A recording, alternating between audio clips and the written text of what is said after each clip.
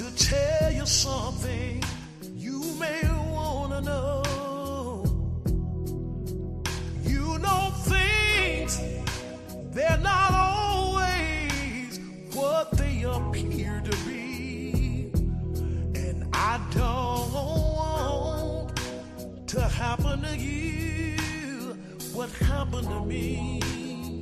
Listen, there are no words that can describe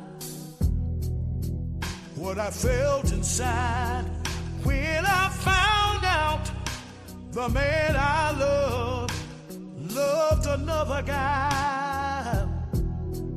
We were at a party, oh, to have a little fun.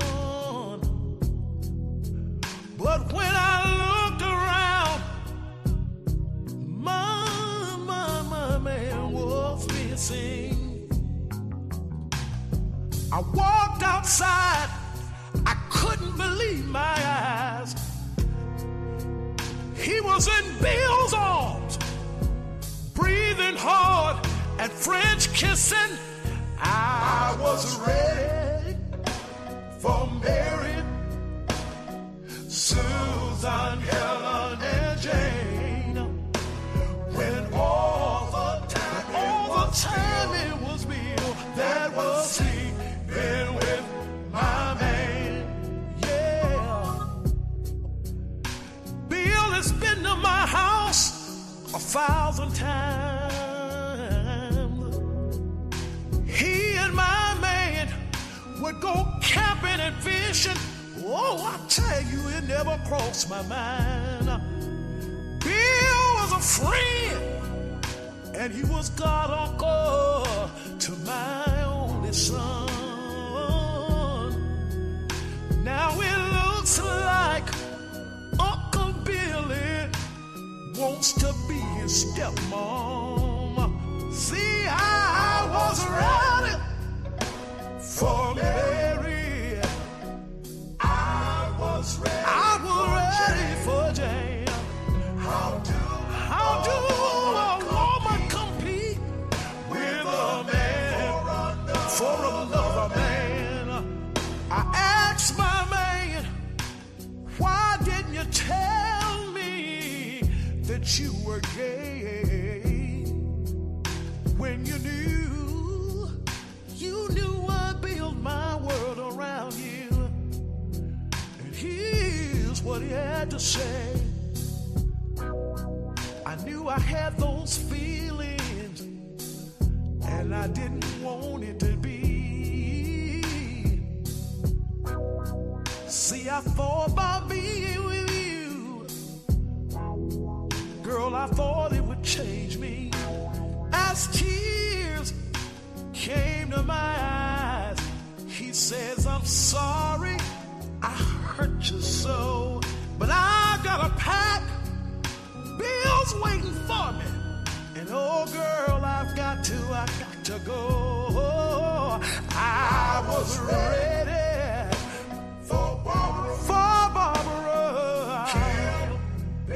for Kill Betty and Jane. When all the time it was me, he was sleeping with my man. I don't feel ashamed, oh, and I don't take the blame. My man was just a queen. He was a queen that thought he was a king.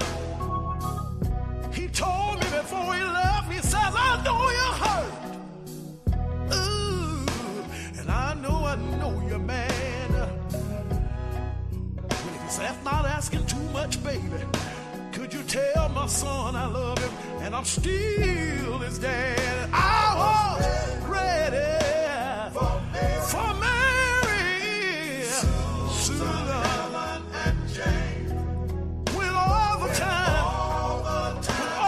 time it was me that was sleeping with my man. I was ready. Bill used to come over to my house. I used to fix up my food. I used to loan bill my money. All the time you was in there trying to get my honey. Oh,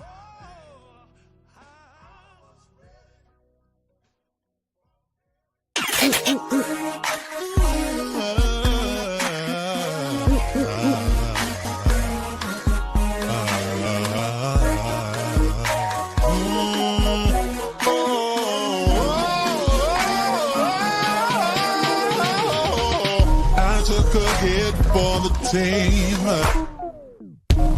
took a bullet for the dream that we would one day all be free, free from prejudice, free from sexism, free from bigotry. I die for creativity, I die for freedom to be free. I died and left a legacy. Oh, but baby, I'll still live through technology. After the sun, comes the rain. And after the storm, the sun will start shining. Black is a pain, and tears of pain, and tears of pain.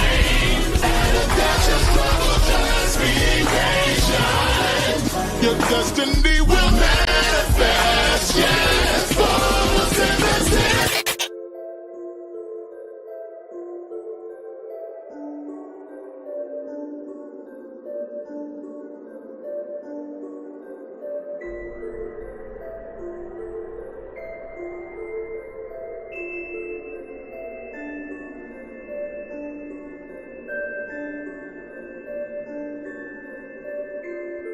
What is going on? What is going on? What's going on? What's going on, everyone? Hello, hello, hello, hello. Welcome you to another Random Live with Bubs. Okay? No shade. Shout out to that song at the beginning. All the time it was Bill, who was sleeping with my man. I was giving this nigga money. I was giving him some of my food. Oh, but he was trying to steal my honey, bitch. Girl, that song is about to get a remake in 2025. Okay? For those of you out there who do not listen to people who are living these experiences, girl, do not listen to the people who understand these experiences from an educated standpoint, y'all are going to learn the hard way. The people came in trying to help y'all to, again, mend humanity, and y'all niggas are the ones that don't want to do that. Well, guess what? Now your humanity is going to be affected. Queerphobia affects everyone. Racism affects everyone. Why? Because they are at the genesis, at the root, low vibrational, insecure, jealous, narcissistic ass energies. Okay? This is the time for humanity to stand the fuck up and be unapologetic about that fucking shit. Because going into 2025, bitch, BubzDaGawd is going to not really give a fuck about what people think about me. I'm about to get everything that God, source, universe has for me in this motherfucking life.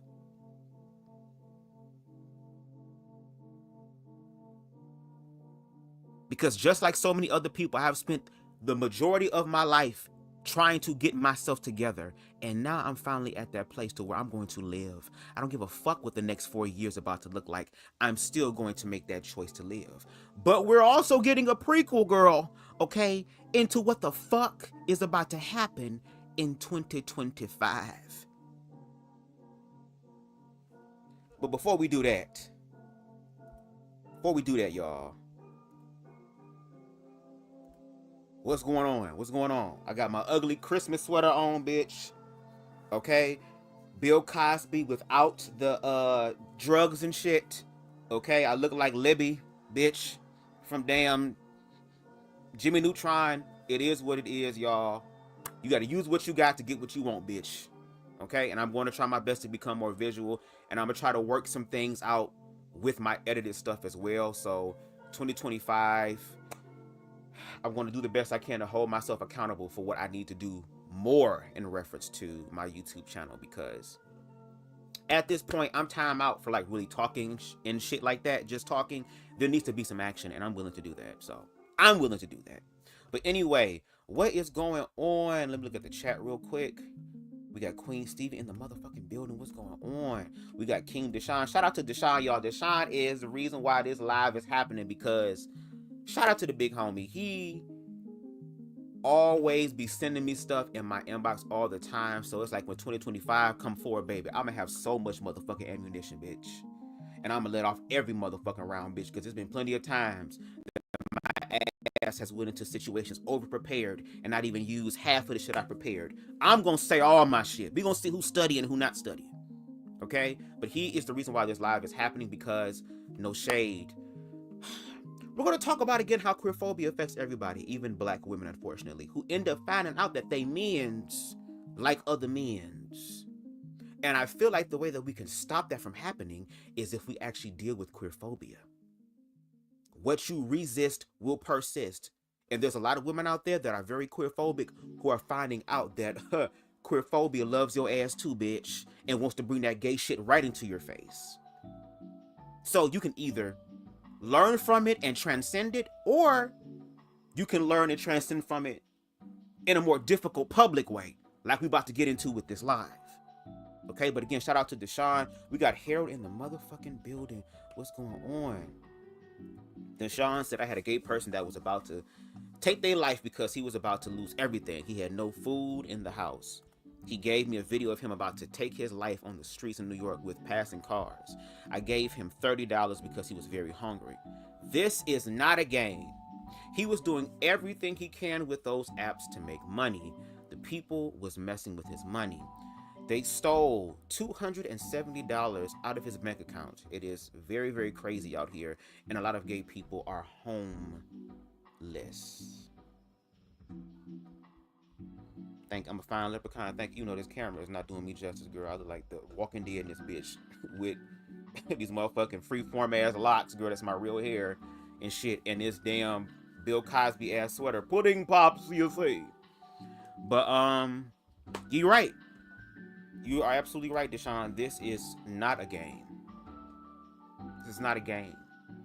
And 2025 is going to prove that. Like, a lot of people who are saying that, oh, you guys are on the wrong team. The right person about to be in the presidency, and we're about to go back to all this shit, girl. They about to use their money to create their own motherfucking utopia, and you are not a part of it.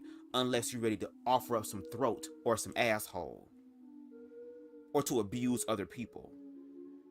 But that's okay, because when it happens, girl, a part of me is going to really be in my introvert shit to where I'm just going to focus on what the fuck I was going to do. The rest of the shit that's going on with the world burning, guess what? Y'all got to figure it out now. If the world going to burn, girl, I'm going to enjoy my life. Because that's the one thing that I have ultimate control over. A bunch of billionaires is about to show y'all why they're billionaires. Not in the way of, oh, we're going to help the planet, we're going to give some of our resources to help end world hunger, to end homelessness, to end all the shit that's going on. No, baby, no. It's just that now they have the opportunity to really get away with murder. You hoe ass bitches. Okay, I'm gonna read these next two comments and then we gotta get into the video, y'all, because it took me a while to export that video, because that video altogether was like an hour and 30 something minutes.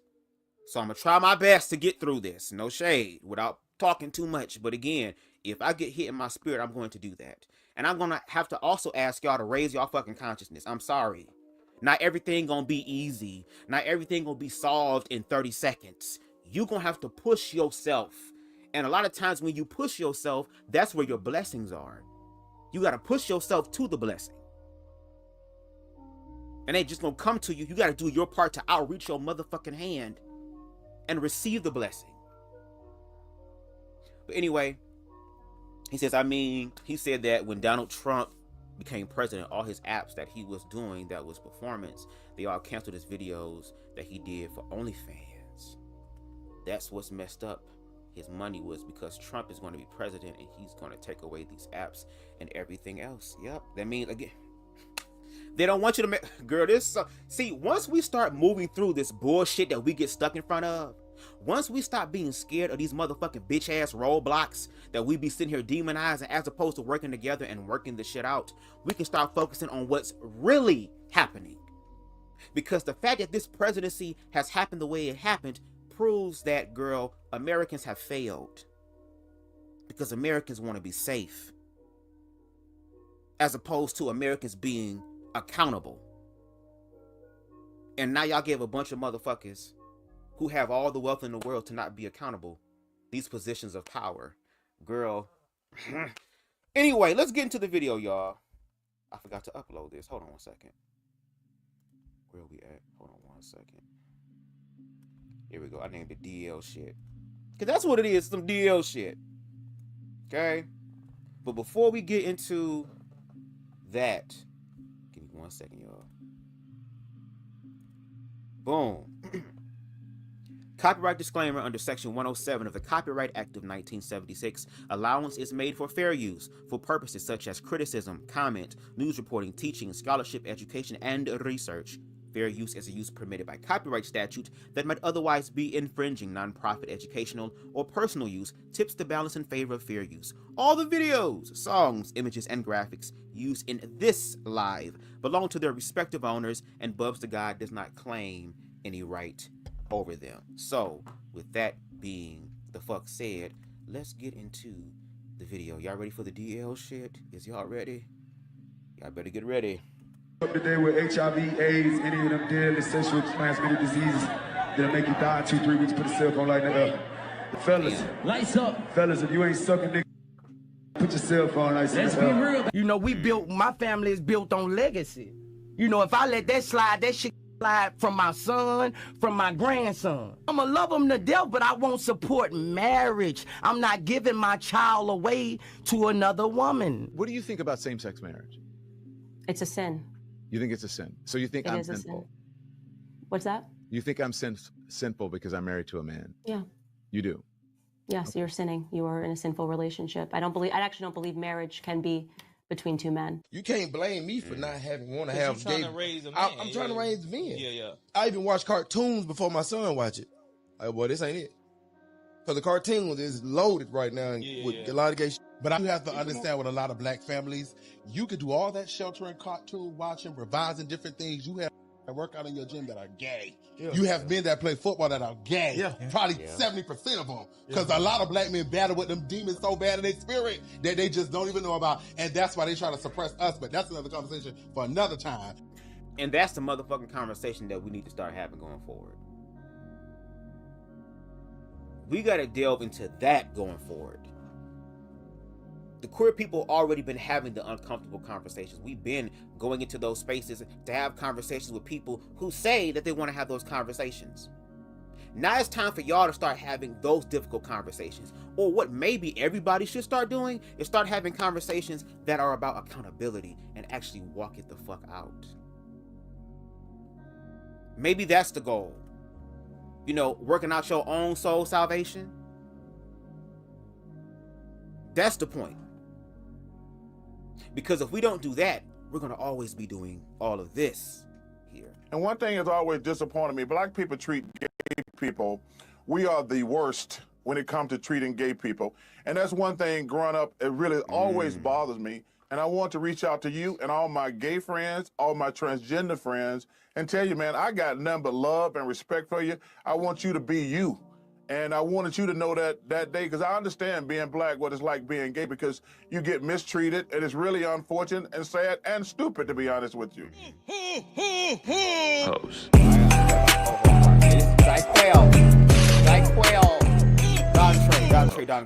DyQuell. What's up, you guys? Welcome back to my YouTube channel. It's your boy DyQuell Dontae, and I'm back at it again with another video. As you guys can see by the title today, we're going to be talking about the homophobia within the black community. Now, We're starting off with this video first because, again, I need to establish context and nuance. Okay? Again, these ideologies that black people choose to support without challenging them for real. Just following what everybody else does, the status quo.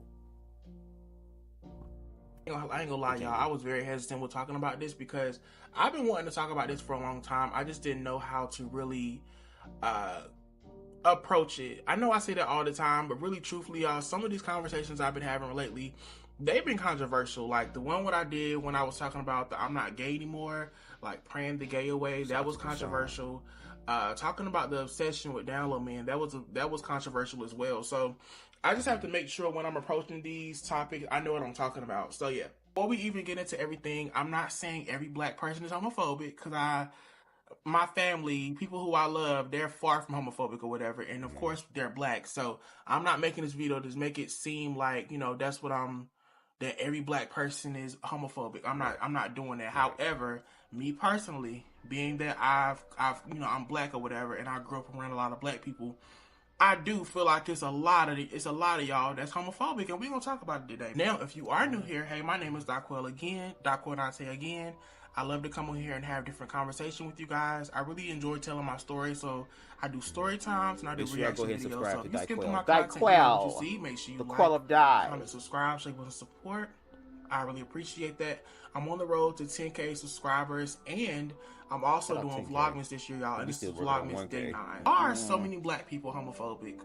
I just saw a video where someone was talking about things they're afraid to admit as a black person, and they said that black people are a lot more homophobic, and everyone was mad at them in the comments. And I'm sorry, y'all, but we need to have this conversation because it is very true. Like, I cannot say black people are as a whole more homophobic and transphobic, but they're definitely a lot more open about it. And like, just to give a story time, and I know one experience does not an entire community make, but it paints a picture, a very common picture. When I was starting off at UT Austin, there were like a bunch of group meets to like meet people and for specific communities, and I was in the black group meet and I was in a queer group meet. And I lasted in the black group meet for 2 days because it took 2 days for them to start being violently homophobic and everyone just either agreeing or staying silent. And I just had to leave because in a group meet of hundreds of people, I think it might have been approaching 1,000 people, no one said anything like, hey, this is not okay, why would you be saying that? And UT Austin is a liberal university, and they felt comfortable saying these things.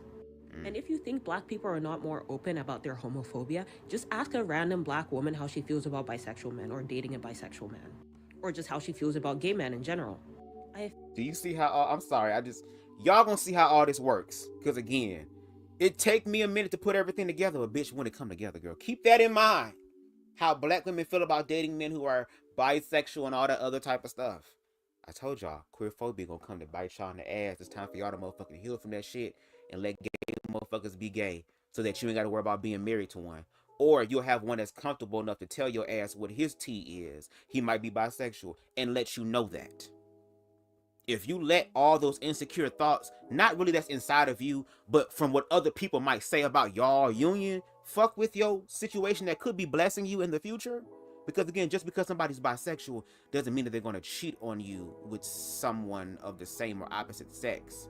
It just means they have the capacity to find both sexes attractive, but also be able to commit to one person. Because despite y'all saying that's not possible, it is possible if you have the love there.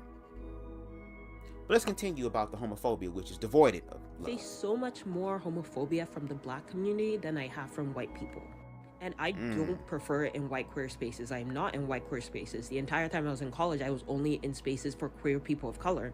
But the black community is a lot more openly homophobic than any white person I've ever encountered. And we should be talking about this.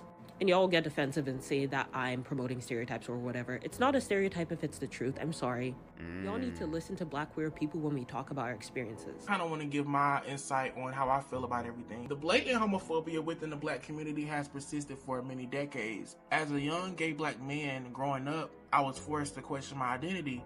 I used to ask myself, should I prioritize my blackness or my sexual orientation?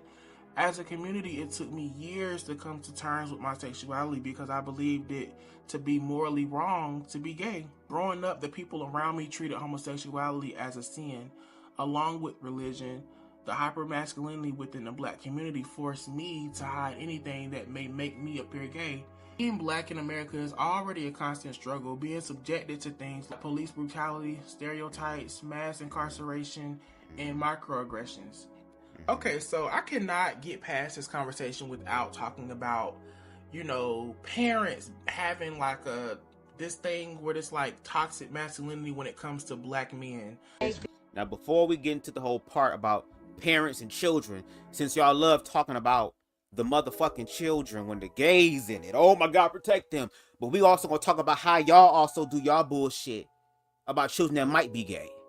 Yeah, but before we get into that, what he said earlier was true. Because of all this aggression that is being dealt to us as black men through this system, I'm trying to word my words right, because what I'm going to say is true. It's going to trigger some of you niggas, and I'm just thinking before I speak. Because I'm more scared of me than I am of y'all. No shade. There is this, because of that aggression there, it's like black men had to be in this space where they had to be strong all the time. I have to be strong all the time. And they never have an opportunity to fully exhale and release and actually live. And the only elements where that happens is in the realm of sex. Which is why a lot of these niggas like busting nuts, because it is a temporary relief to something that is not as temporary, that seems like it's permanent or consistent. So when they see other black men who are feminine, in their mind, they're seeing, oh, these men are not real men because they're not hard and callous all the damn time. It's to the point to where even men can't even talk to men and be emotional without somebody throwing out the word pause or something. Where are the secure niggas at? Fuck all these insecure, performative ass niggas. Where are the secure niggas at to be able to help the insecure niggas to become secure within themselves? Because that insecurity ends up being projected onto other black men, and as we're about to see right now, onto young ass motherfucking black boys. So you end up teaching these black boys how to be tough and rough and callous, and you wonder why their relationships don't last long with females. You wonder why marriages are not happening in the way like it was back in the day. And even back in the day, some of y'all motherfucking grandpas and fathers was Rolling Stones too. It's the fact that now both black men and black women are being asked and called to actually heal. But this is what brokenness looks like, especially when you sit up here and abuse children who could be motherfucking gay. Now we're gonna shut on you getting your ass beat. This what to him. We do shit, but it don't help right here. You said you're what? Say it again. Say it one more time. And he like that shit. You like it. And you doing the most. You still doing gay shit. You think this on the side of your head for no reason? Is that what you think? It's on the side of your head for no reason? So why you just saying that gay ass shit, bro? Even with straight black men growing up, we don't really have the opportunity to get like coddled. Like we're always told to, you know, be strong and stop crying or, you know, stop this or whatever, that and third. And it's like you do one little thing that's feminine or whatever, and they just go crazy. You're black men.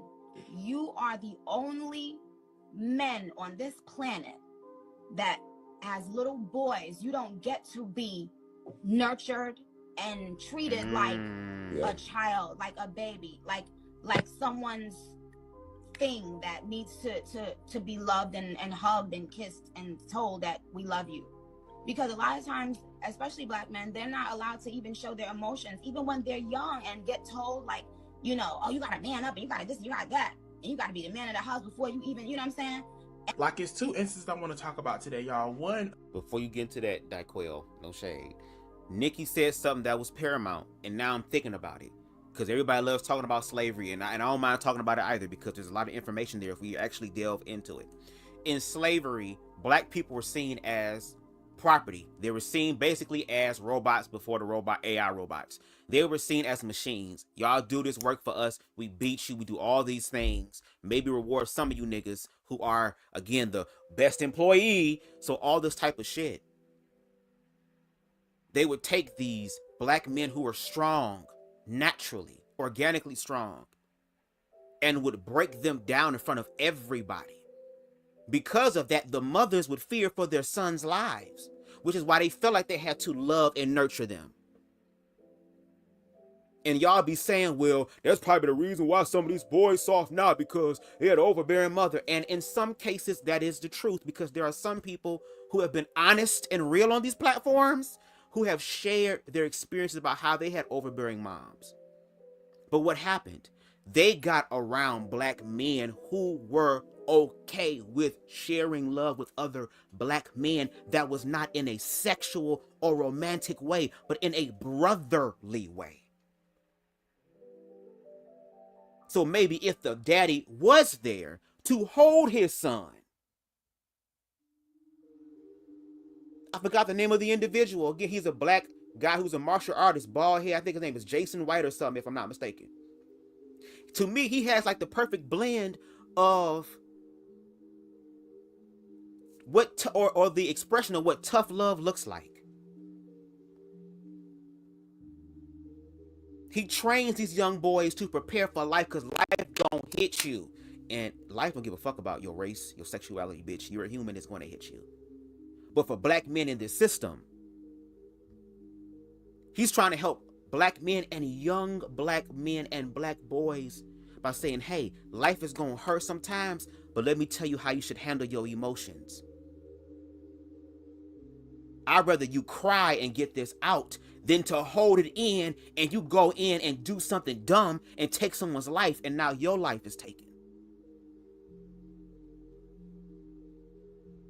I'm not saying you got to kiss your son on the lips, but you can at least hug your son and let him know that I love you. Not in the way of, oh, you know, we men and stuff. No, because if your motherfucking son was dead in a motherfucking casket, you would be squeezing the fuck out your lifeless ass son. When you can do that right now, and maybe that might prevent him from being in situations that could have his life taken from him, or put his life in something that's dangerous.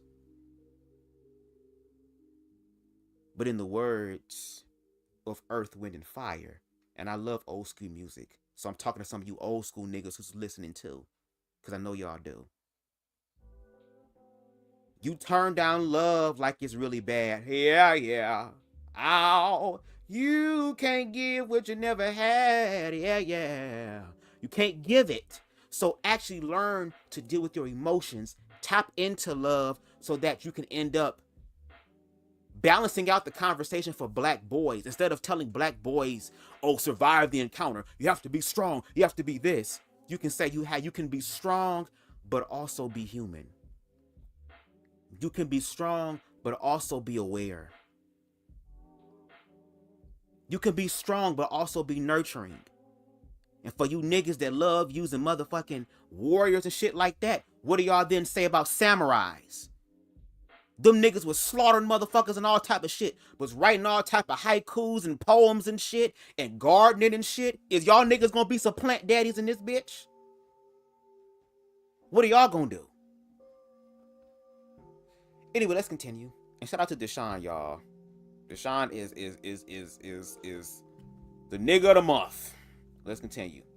Of them. It's a situation that happened 3 years ago, y'all. A lady basically bought her child a kitchen set and she put it on Facebook. Whole debate on it, y'all. Some parents were saying, like, don't buy your son a kitchen set or whatever, because it's gonna make him gay.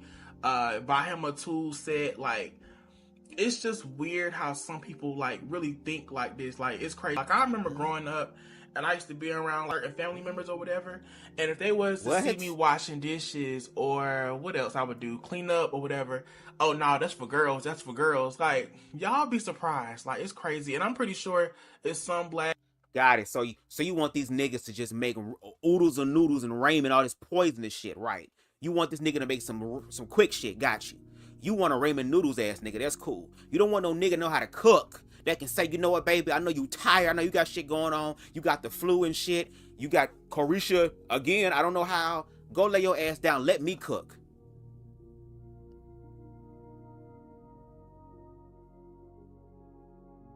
But y'all be ready to sit y'all fat asses the fuck down, girl. Your stomach be touching the table before your damn mouth do.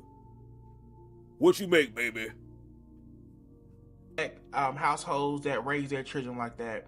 Like, they get the girls to cook and clean and do all this stuff or whatever, and they just tell the boys, they probably can take out the trash, but you're not allowed to do certain things because that's quote-unquote feminine. And I just think that's the dumbest shit in the world, because eventually, them young men got to go out there in the real world. They got to eventually learn how to cook and clean and all that stuff. So Gordon Ramsay, I don't know. I just think that's the weirdest thing ever to put, like, it's like they put gender labels on certain shit. You can't blame me for not want to have gay.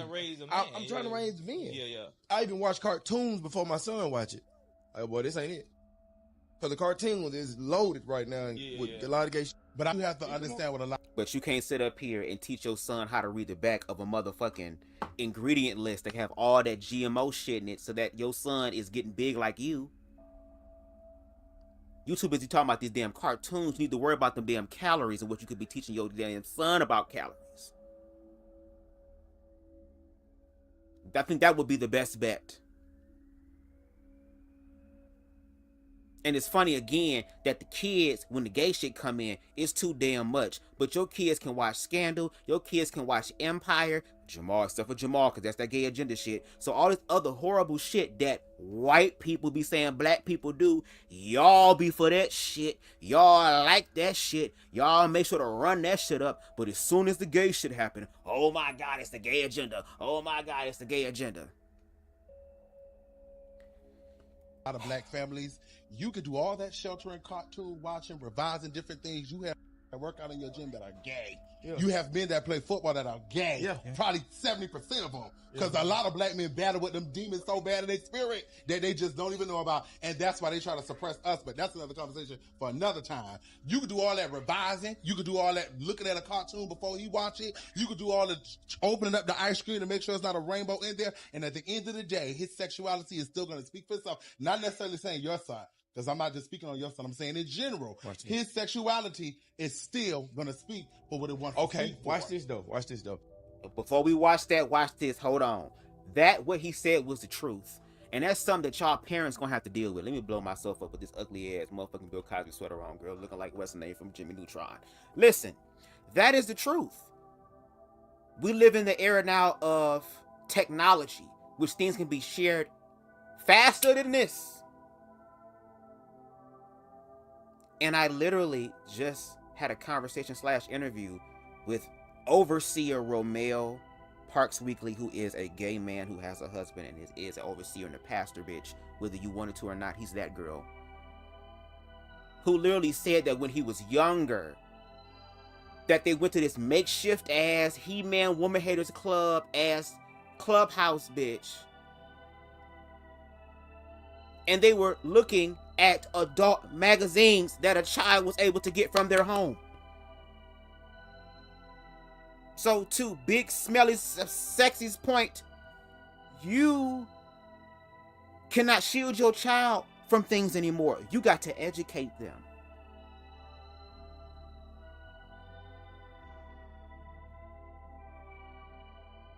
Because no matter how much shielding and shit you do, kids gonna find out the truth. And I'd rather kids find out the truth, of course, at an appropriate age, to where they can comprehend certain things. Even though there are people out there who actually did the work to be able to break it down for younger children to understand. See, y'all be thinking that when these kids learn this shit, they gonna be out doing it and shit, just like you did. Well, maybe if they had information, maybe they won't end up pregnant like you did. Maybe they won't end up impregnating someone that they didn't really fucking care about like you did. Maybe their life will be a little bit better than yours. Isn't that the point for your child when you are a parent?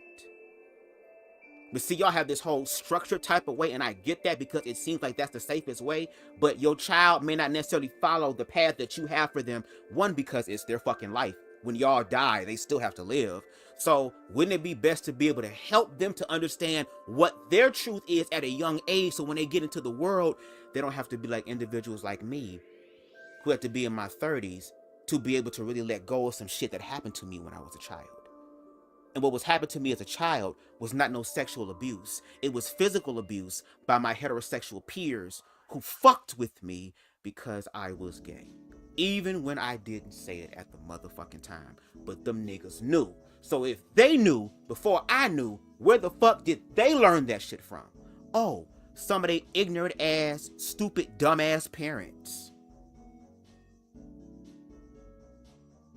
What's up, Queen Spicy?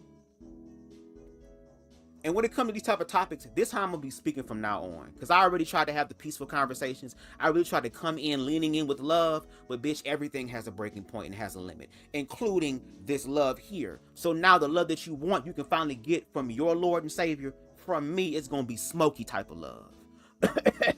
Niggas. Girl, let's continue. Let's hear his response. Me and you talked about this in the gym the other day. Why are 2 gay feminine men are allowed to adopt a 2-year-old boy? 9 times out of 10, what is he gonna be? He gonna be gay. That's not. It's a lot to.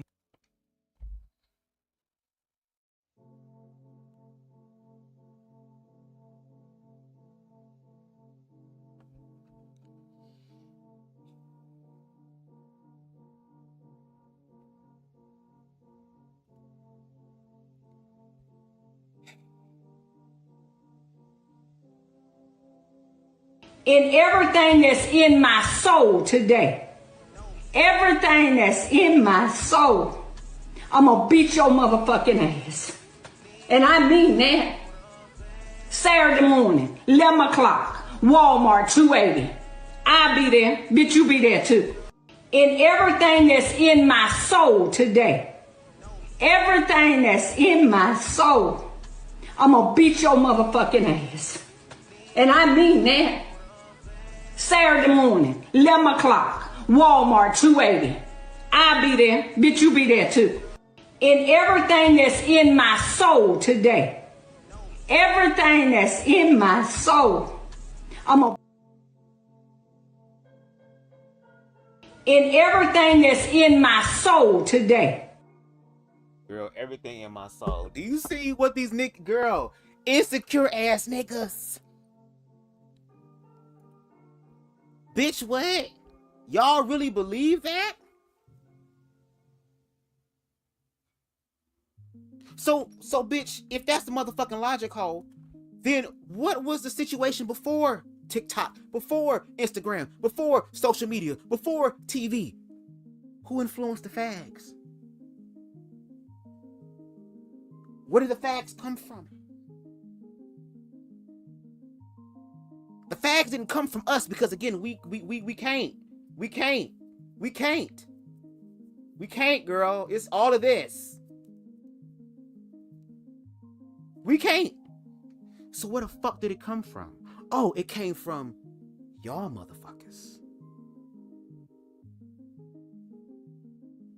This is the second time I've heard this month of a motherfucker saying, oh, well, when I see 2 gay men together, and I see them with a child, it does something to my spirit. Why?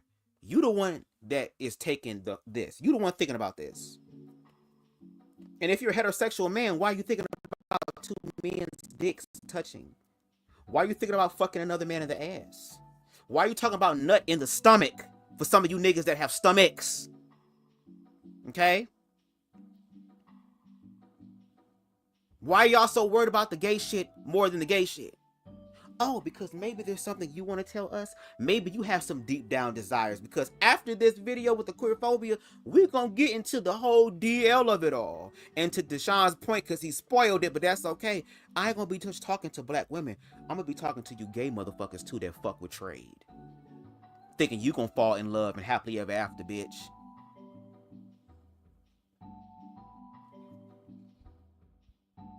Back here with that clip we just watched. First of all, it was very ignorant and very small-minded, and this is why I'm afraid for a lot of black kids that's growing up, because they have parents like this. Everybody in high school be like, yo, you acting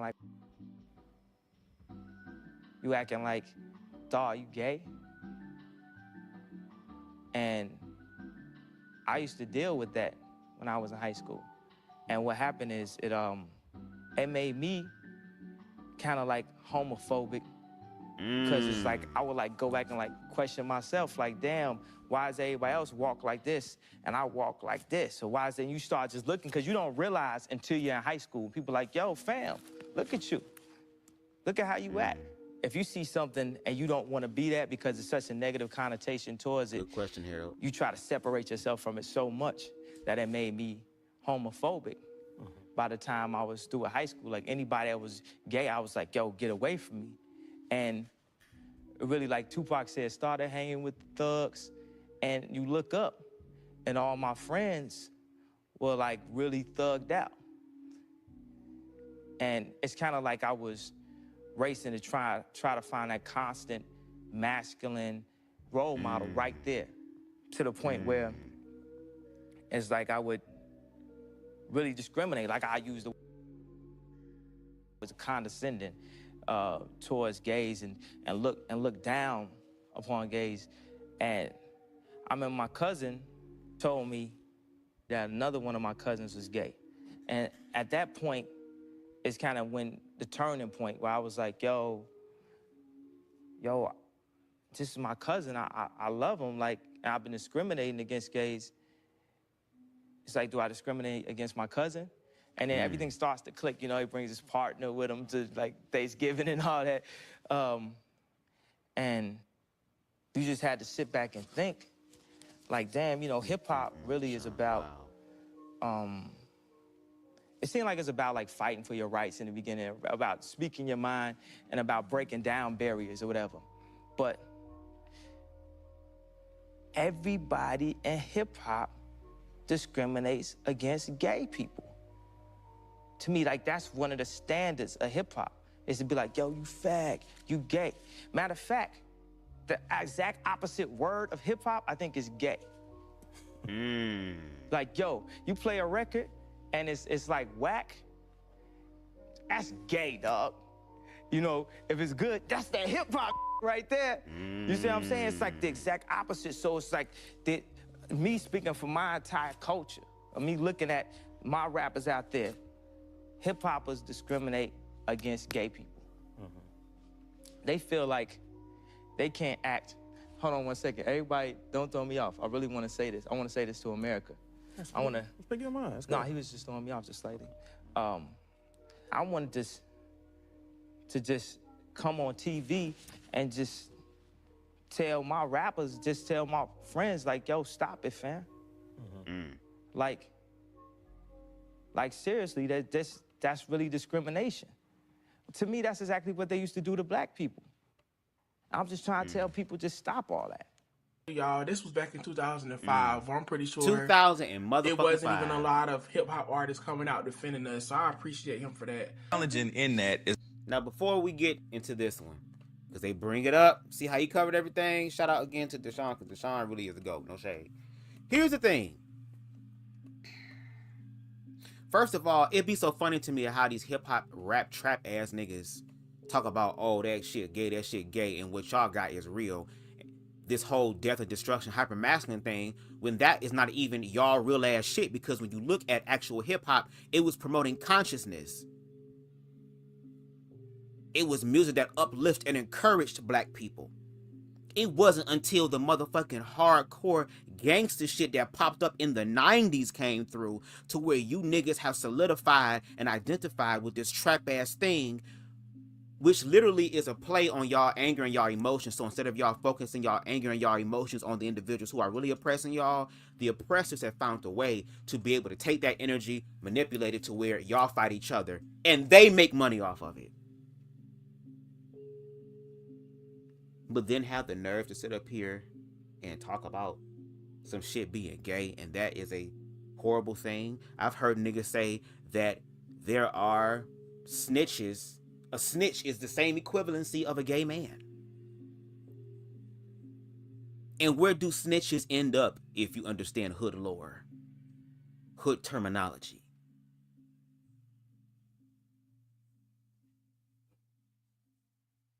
So it is very funny to me. And it proves and shows to me that some of you niggas need to learn how to heal from y'all bullshit, because y'all teaching y'all sons how to be angry black men. And don't even teach them how to deal with that anger and try to rectify that. Because like I said, to some of you other niggas out there that are claiming to be real men, Go prove the black community right by doing your own version of the motherfucking insurrection. Because, baby, 2025 going forward is going to show all niggas. It's just that some of you niggas that agree with them, they going to put you at the back of the line. But you still in the line. Just like you queerphobic ass niggas use the Bible against queer people, you in the book too. You may be somewhere in the back. You may be in a lost scripture somewhere, but bitch, if you read the book, you're in there too. And again, for you queerphobic ass, Bible bumping, Bible bashing ass bitches, y'all can definitely hit that link in the description where there is a list of sins. And you come tell me if you're not on that list. And if you're not on that list, explain how you're not on that list, bitch. Okay. It's not necessarily, am I hearing the challenge of sexuality or the double standard? It's us. Mm-hmm. It's us. There's something about... When you say us? Black men. Yep. Black men, okay. It's something about black men and the homosexual conversation that is it is a mess. The phobia as it relates to black men is the elephant in the room. And no one will actually articulate their devastation, right? Because you have to think, like, for a black man, the worst thing to be called is gay. Is gay. Like, the first thing somebody's gonna allude to, whether you are gay or not, when they're trying to assassinate your character or get off the highest joke imaginable, they're going gay first. Gay or snitch. Or Can broke. I just say that? Right. Or broke. Can I just say that? But gay being number one. Trying to figure out how to make you gay is at the top of that list. That's a fact. So it stems from, right, something within our culture that has created this stigma. That is the somehow there's a program to make black men gay. Like you see it everywhere. Yeah, for sure. There's an attack on there's an agenda. Strong black men. But who's the attack coming from? Do you believe there's an attack? How? No, I'm asking. Do you believe Again, that's my answer. Oh, how? How? Well, I think as people say it, through media, through fashion, through what's acceptable. Because who? Because, like, if you think about it, back in our generation, we're the exact same age. We didn't see homosexuality. It's been around since the beginning of time, but it was your auntie's friend, your uncle's friend. You know what I mean? Yeah. Again, y'all safe ass way of how y'all want to handle it, as opposed to allowing us to live our motherfucking life.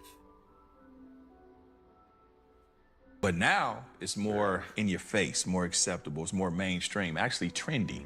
You know. Well, the world has gotten smaller, and so now we know that more humans exist. And we're actually able to see those humans living out. And not even that. I believe that the world is becoming more aware. We're in the technology age, the information age. You can go on YouTube and learn practically anything you want to learn about anything. Whatever you are thinking about, somebody already has the answer to it and is showing you that.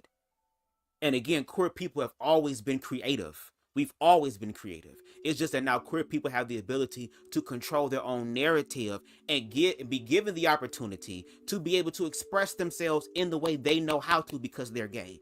But the problem is, some of you religious individuals and insecure ass people want to continue to control the narrative about queer people because it enhances your faith. And if you downplaying somebody else has to enhance your faith, bitch, you don't believe in your own faith. For real, like you should. Just wanted to point that out. Their lives. We weren't able to see that before. I didn't know what was going on outside of Milwaukee, Wisconsin. Right. I have a clue. Right. About my 4 blocks from 38th Street to Sherman Park. That's all I knew. Yeah. But I have a question for both of y'all, because coming from y'all generation and y'all came up with your princes and, you know, the we are, you know, the androgynous, jokes, the androgynous I era. didn't know what that was. I just thought but he what was. made that masculine and now not masculine? I thought that. The video is 17 minutes long. I'm not gonna react to the whole thing, but We might eventually, but I don't know. Maybe the reason why that's the case is because, just like it was stated on another platform, we tolerated these niggas because we knew that these niggas were still singing about women, and we can use their music to get pussy. So as long as you using your gay shit for us to get pussy, that's cool. And some of you niggas fell in love with Prince once you looked him in the eyes, bitch. Some of you niggas was about to find out how to make doves cry. Ooh, bitch. But I do want to kind of touch bases on something, and I gotta go. The dude named, well, he used to go by the name of King Curls, but he has recently just been like taking TikTok by storm by just his videos he's been posting or whatever. He just being his own element or whatever, and I find it attractive, but I don't know his sexuality, so I'm not gonna put any labels on him.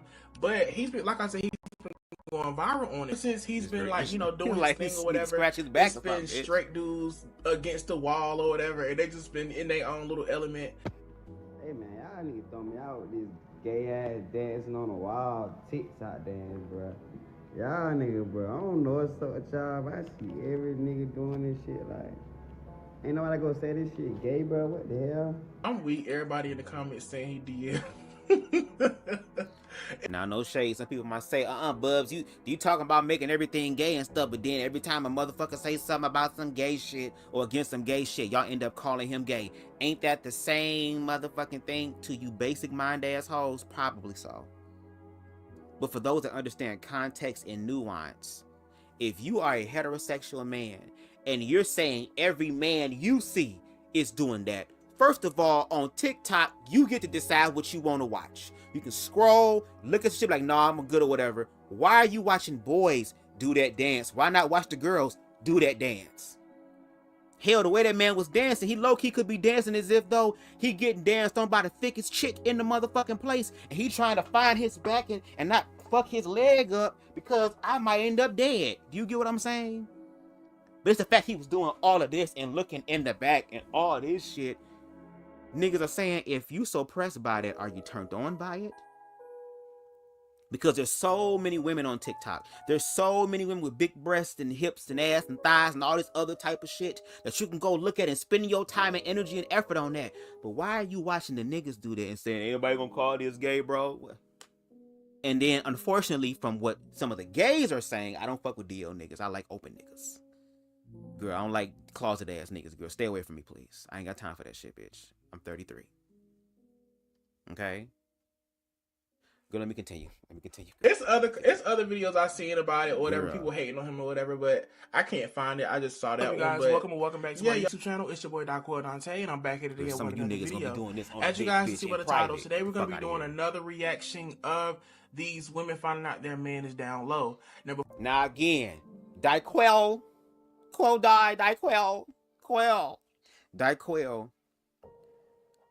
has multiple videos of reacting to women who find out they nigga on the low.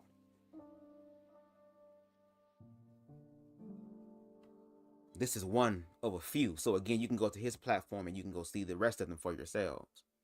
But we're going to get into this stuff real quick. Because again, we talked about the queerphobia and why everybody gay and stuff like this. Let's talk about how that hatred and that fear and that ignorance and that bigotry reach rats you around, bitch, and come knock at your door and say, hello, your nigga in here. Our nigga in here. Before I get into this video, y'all, I want to thank y'all so much for getting me to 8K subscribers. Like, y'all, we just celebrated 3 days ago of me reaching 7K. So I just appreciate y'all love and support and everything like that. I'm overwhelmed and don't really know how to really, you know, I don't know, absorb everything. I'm just kind of still taking the 7K in. So I just appreciate all of y'all for y'all love and support. And, you know, that's all I can really say. If you are new here, though, I love to come on here and have different conversation with you guys. I enjoy telling stories here and there, and I do reaction videos like we're doing now.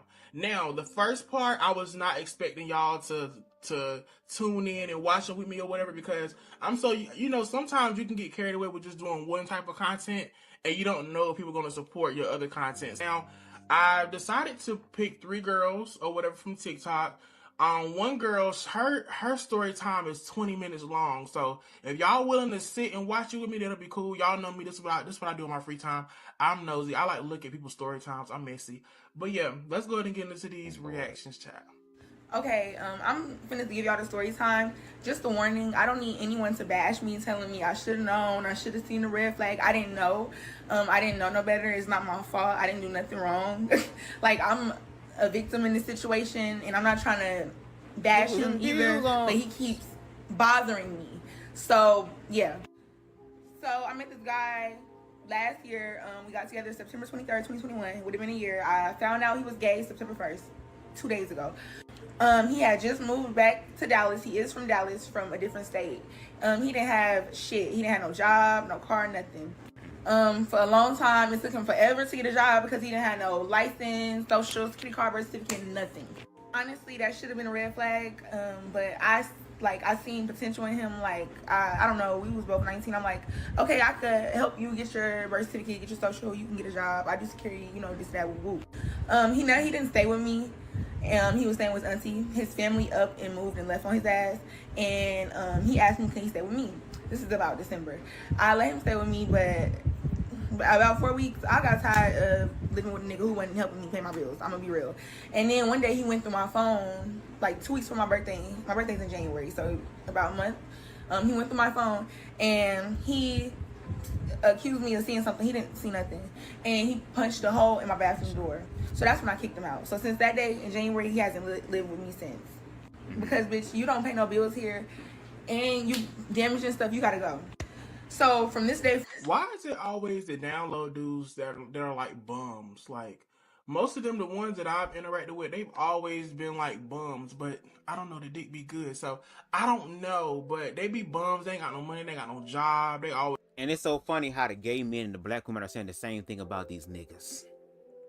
That all y'all have to offer is dick. And if all you have to offer is dick, my condolences.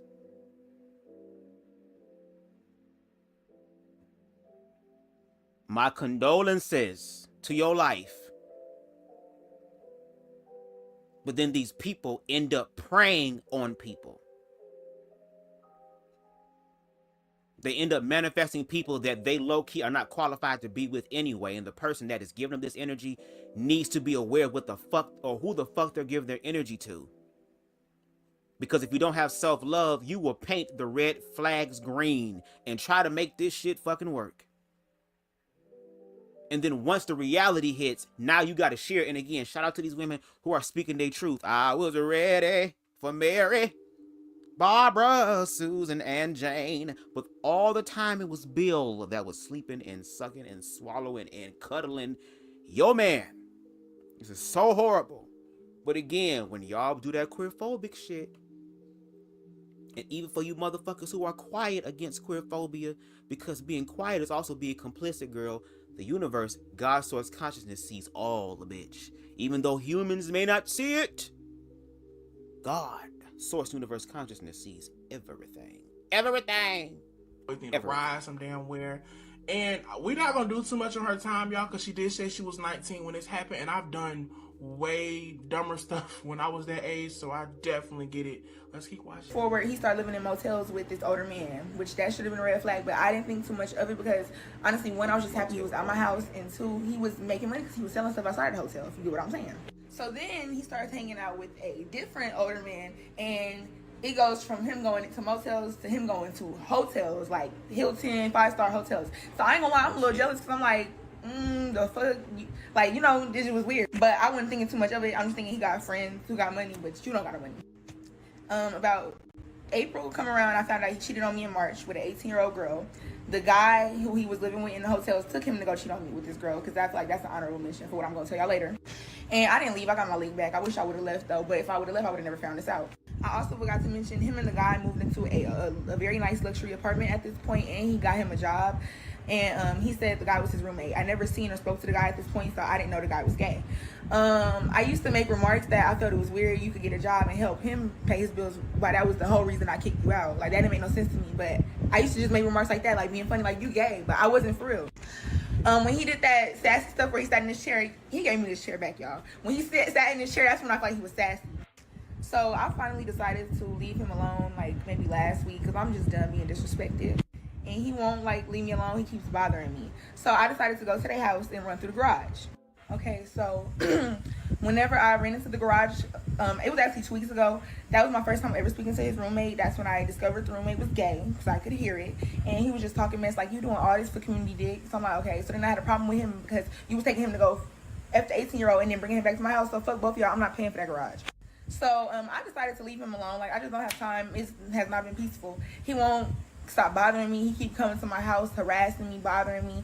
So 3 days ago, August 31st, September 1st, technically, because it was after midnight, I was fed up. I went to the house. They got the garage fixed, so I was like, I'm gonna egg the garage, because I know that takes forever to come out. You gotta get that painted, allegedly. Y'all, the reason why I'm laughing is because she viewed my she viewed my TikTok, because y'all know. And that's one thing about me as BubzDaGawd, girl. No shade. I be serious a lot of time, but there'll be times where, girl, I start laughing in serious moments, girl. Like, don't let nobody be around and we praying or something, girl, and I look at somebody, start smiling, bitch, because that smile is gonna creep up on my face, girl. And you know when you be trying to fight back that smile, and that shit be hard as hell. When you say somebody video, they can see that you say their video or whatever, but they don't. I don't know if they don't know that I do content, but I don't be caring shit. I need to watch it, so I'm gonna save it. But let's keep watching. I heard. So I go trying to egg the garage. He meet me outside, knock the eggs out my hands. I'm picking them up off the floor, the yolks, I'm smearing them on the garage. He go and punch my passenger mirror out. I'm like, oh, you got me messed up now. I'm gonna really run through his garage. First time I did it, it was a little tap. When I did it this time, I ran through that motherfucker. I guess that was the final straw for his roommate, because when I got home, he sent me a video screenshot of my boyfriend fucking somebody. I didn't even realize he was in some booty. I just seen him fucking somebody. I'm like, send me the full video, but he blocked me, so I couldn't even see it. I called him on the phone, and as soon as he answered, he said, yeah, you seen the video of him fucking me? See, that's how I found out he was gay. He said that they've been doing it for months. On the screenshot, it said a day in April, so that means he fucked the girl in March, and then he fucked the girl at the end of March, and then he fucked the dude in April, and he came back and fucked me. Like, it's just too much. My ex is in denial. He keeps saying he's not gay. He needed somewhere to stay. So apparently the dude offered him like $1,000 in housing. He was like an in-house sex worker. I don't care. Like, that's fine. I have nothing against gay people. You should have told me. You should have left me alone, kept me out of it. And my issue with his little roommate or his little boyfriend, his man, whatever it is, he's a 40-year-old man. He's a grown man. He's old enough to be my dad. As a grown-ass, gay-ass man who has been doing this, who took him to go fuck the girl, the 18-year-old, and brought him back to my house to come do me. Like, no. Like, that's wrong. You should tell him that's wrong. Like, you should give him game. That's wrong. Like, I don't mess with it. And I don't mess with you. Okay, so that was... Woo! There was a lot in that motherfucking story time, girl. Like, whoa. There's so much to unpack before he unpacked some of it. Because I'm just watching this video, like, actual, like, real-time reaction to it. I haven't seen this particular one. Or the other one we're going to see after this one. But, like, wow, like... There's so much to unpack from that.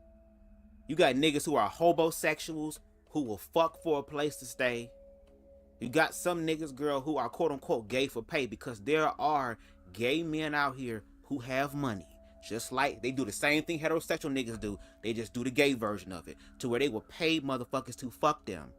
They will buy them houses, cars, hook them up with their own little jobs, and all they gotta do is either sling some dick or give some ass up. The same way that a lot of these motherfucking women out here be getting flued the fuck out by these niggas and shit. Bitch. And it be so many niggas from everywhere, girl, that they pussy speak English, Spanish, and French in the JT voice. Bilingual, trilingual, quadlingual. Ass coochie. It's the same thing. Now, it was wrong for him to lie to that girl. He should have told, oh, girl, look, no shade, girl. Before we get serious, I gotta let you know something. I am bisexual. I'm attracted to women, but I like a little dick every now and then. You know what I'm saying? There are some women that can handle that, because there are some women who are bisexual as well. And y'all can have y'all little something, if that's what works for y'all. But to sit up here and lie to somebody and play in their face and literally have this person try to help you and you shit in their face by literally cheating on them, and then on top of that, fucking somebody else, and then gonna be petty to send a video of the whole sex thing, and she thinking that you fucking somebody, come to find out that you was the one getting fucked. And probably was taking that shit better than she gotten. Because at the end of the day, no shade, as much as y'all want to throw religion and shit on it, let's talk about the reality of what it is, girl. Can't nobody do shit to a man like another man, just like can't nobody do shit to a woman like another woman, bitch. And for you niggas out there that talk about y'all Casanovas, bitch, y'all will be hurricanes and goddamn tsunamis and shit if you learned from a lesbian how to motherfucking eat that shit right. Or to find the peace spot. And the same thing for the women that want to be able to learn how to be able to have a man nut off head so damn bad that they get up and the damn box spring be lies in their ass, girl. Because they sitting there doing all this shit. You know what I'm saying? Trying to keep up. But it's crazy that that happened to her. But that's what happens when you fuck with niggas who not honest. And this whole queerphobic shit makes people not be honest.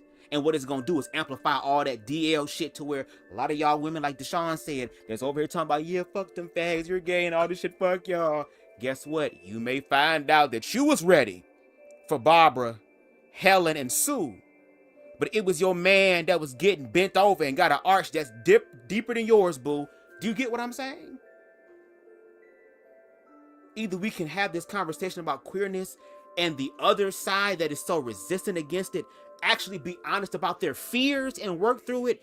You probably won't have this happening because you'll probably have men that will be confident enough to say, oh yeah, by the way, before I go forward with you, this is what my sexual orientation and my attraction is. To give you the information so that you have the right to say, okay, I want to deal with this or I don't. And baby, if 2025 is going to be the year of exposing the enemy, like y'all say, let the enemy be fully exposed, which means that the people who fuck around with these niggas in the closet, it's time for y'all to start pulling out y'all receipts, bitch. If the gay is going to the gas chamber, girl, we will see you in the gas chamber. We all going to the gas chamber. Dial one number, everybody motherfucking phone. That's a lot. That was a lot. But I think first things first, I don't know if she's been tested, but she need to go do that ASAP. Back with another story time. You feel? The time I found out my nigga was gay, ex-nigga. Do I even claim the nigga? I don't know, bruh. But the time I found out that the person I was with is gay. Gay as fuck. Gay as hell. Shocked the fuck out of me. Fuck. Okay, let's get into it. So first off, I was dating a guy. Deshaun, before she get into that, I just want to answer this question. Deshaun, the reason why that is the case is because, again, they only think of gay men as feminine men. Feminine. These feminine niggas. That's what they think of gay men. They don't understand that gay is on a spectrum. That there are masculine ass men or these toxic masculine ass expressions of men who are gay. All you got to do is just go on the hub and type in Tiger Tyson. Type in Flavorworks. Type in Breeded Raw. Type in all these different things, especially the ones that was like in the mid to late 2000s and shit. All them niggas was considered niggas who was getting it on with other niggas. That's the gag. But if y'all would actually listen to queer people, you would know that it's not just feminine gay men. That, again, there is a spectrum about queerness. Yeah. About a year and a couple months or whatnot. And we, of course, we was very serious because we had been together for a year and a couple months. So shit just started being weird to me, like out of nowhere, like certain things that he'll see or certain shows he'll see like a trigger him, like, or it got to the point where like we don't argue. We didn't argue. So it got to the point where like he stopped wanting to like just be like in the presence of women. Like normally, like when I have girls' night or whatever, he likes to be front and center at the girls' night. So I never thought nothing about it. So I ended up going to a party or whatnot. And when I went to the party, it was at this club called Trinity. For those of you who don't know what Trinity is, it's a gay club, okay? I did not know that, okay? So the person or whatever, but it was straight men in the gay club with their spouses or whatever. So like I didn't think nothing about it. I'm just like, oh, okay, this is just somewhere that people come to kick it, but it's just technically a gay club. So I thought. So we get in the club or whatever. We there for now about 2 hours, and it's this guy, which is a transgender guy or girl, is eyeing the fuck out of him. And I'm looking at him, and I'm looking at the person. And I'm like, you know him, like, you know her. He like, my friend used to talk to him, right? So I'm like, okay, cool. Y'all, I go to the motherfucking bathroom. This where the teeth in the drop. I go to the bathroom. Y'all, when I go to that motherfucking bathroom, she approached me in the bathroom and was like, who are you? And I'm looking, I'm like, do I know you? No, never mind. You don't know me. You don't know me. And walked off. So I'm like, what the fuck? So I go back to him and I'm like, your homeboy friend or whoever, you know, just eyed me a certain type of way, talking about something like, who are you? Like, kind of trying to check me. He like, oh, don't worry about that. Matter of fact, we finna go. Yeah, we left the club. So I decided to go home or whatever. I let the part 2 of finding out my man was gay. Let's get into it. So we ended up going back to the house or whatnot, and this shit was still on my mind, like, heavy, because I'm just like, I ain't never had nothing like this ever happen to me. So I'm just like, so I bring the conversation back up again, and I'm like, call your friend. I'm like, because my hand's bisexual, you feel me, just like me, you know what I'm saying? So like, I don't like the approach, you know what I'm saying? Like, it was like a form of trying to be funny or like trying to tell me something. I'm like, so what the fuck was she trying to tell me? Oh, nothing. They ended on bad terms, and she always tried to stick around, and this, and the third. Then he slipped and said, she even texted me trying to mess with me to piss him off. Now, when he told me that, y'all, my whole demeanor changed. I was like I was in shock.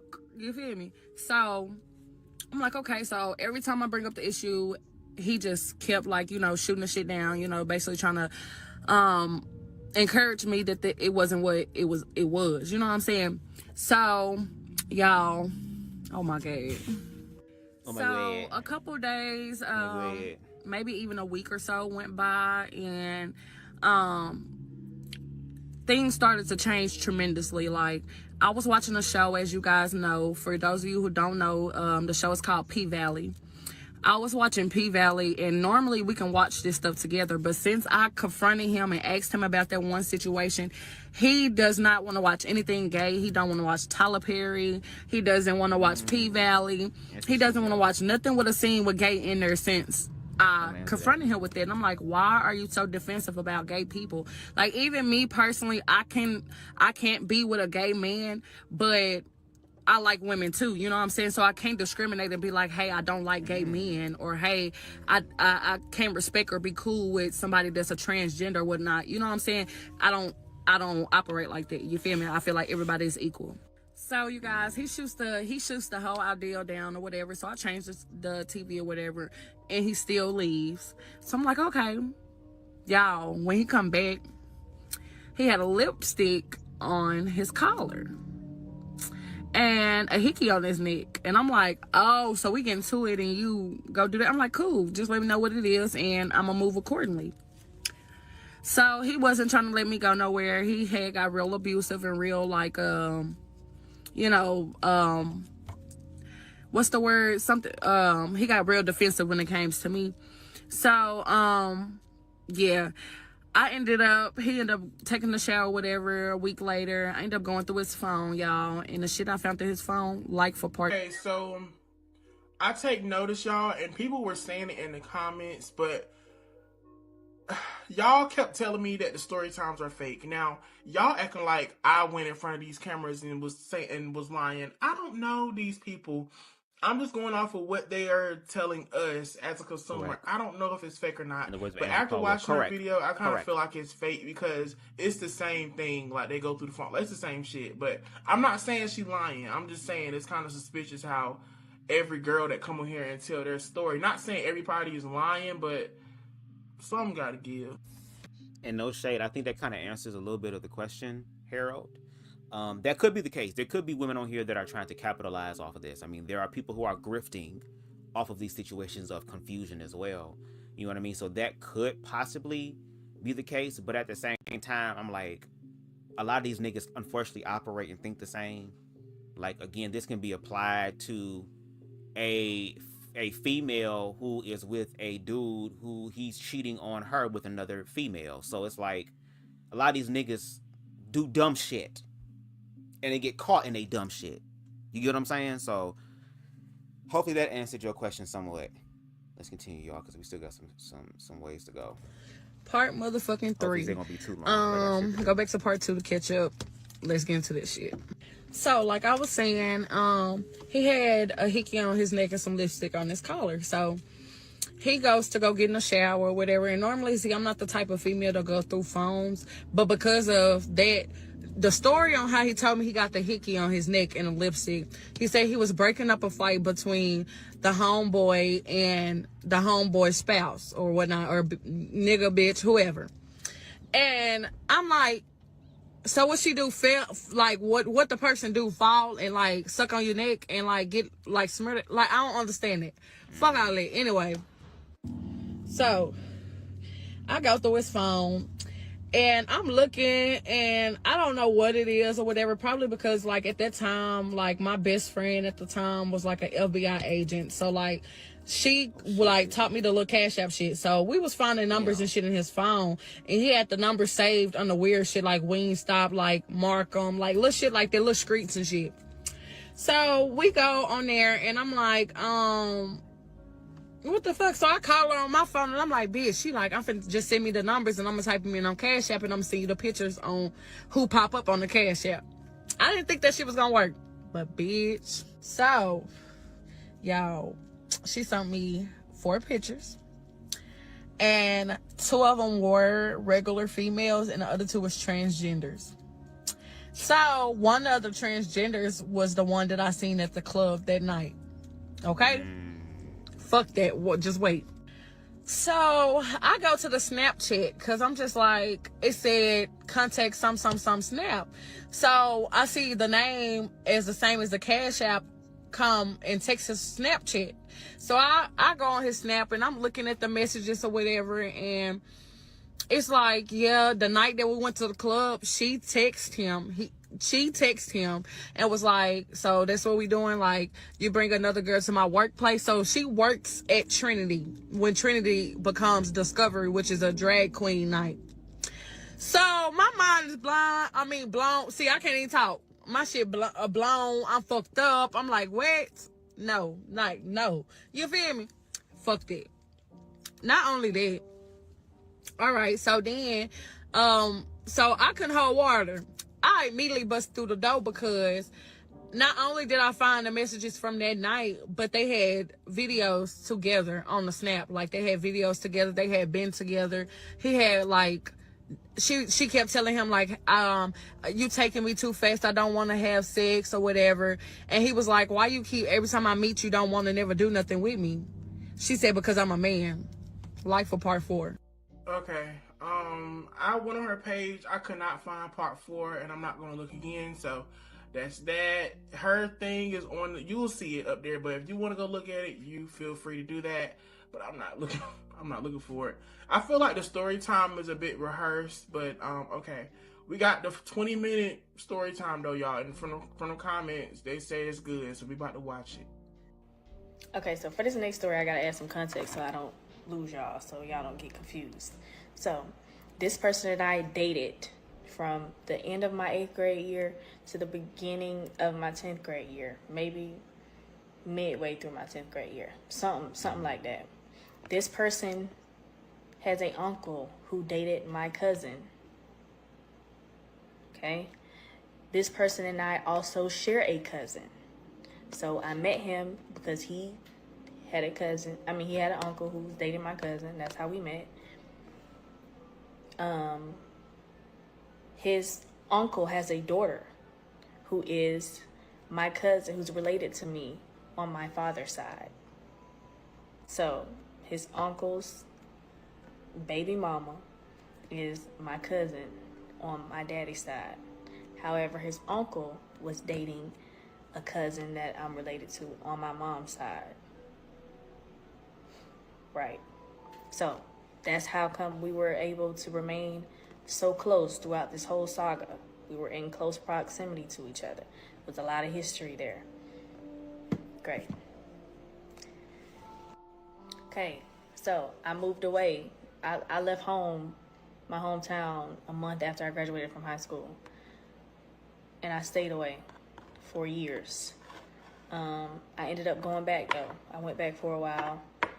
And when I first got back, there was a lot of chatter. But as I was away though, I would hear stuff about this particular person and this topic through guys that I would talk to, but I would just shut it down because I'm not too fond of men who talk about other men to women. That's just not my stilo. So I always shut it down. Ladies, if you watching this or whatever, and if you hear a rumor or anybody trying to tell you what's tea with your man, listen to him. Listen to him, please. And then number 2, but let me just add though. Let me add. He had a friend who he was also very close with. There was a male who told me this years before this transpired. The first person to ever know this about him was this guy. So, fast forward to I go home, and like I said, I always heard these things it had been years, couple years, you know, that was the rumor, that was the chit chat. Okay, cool.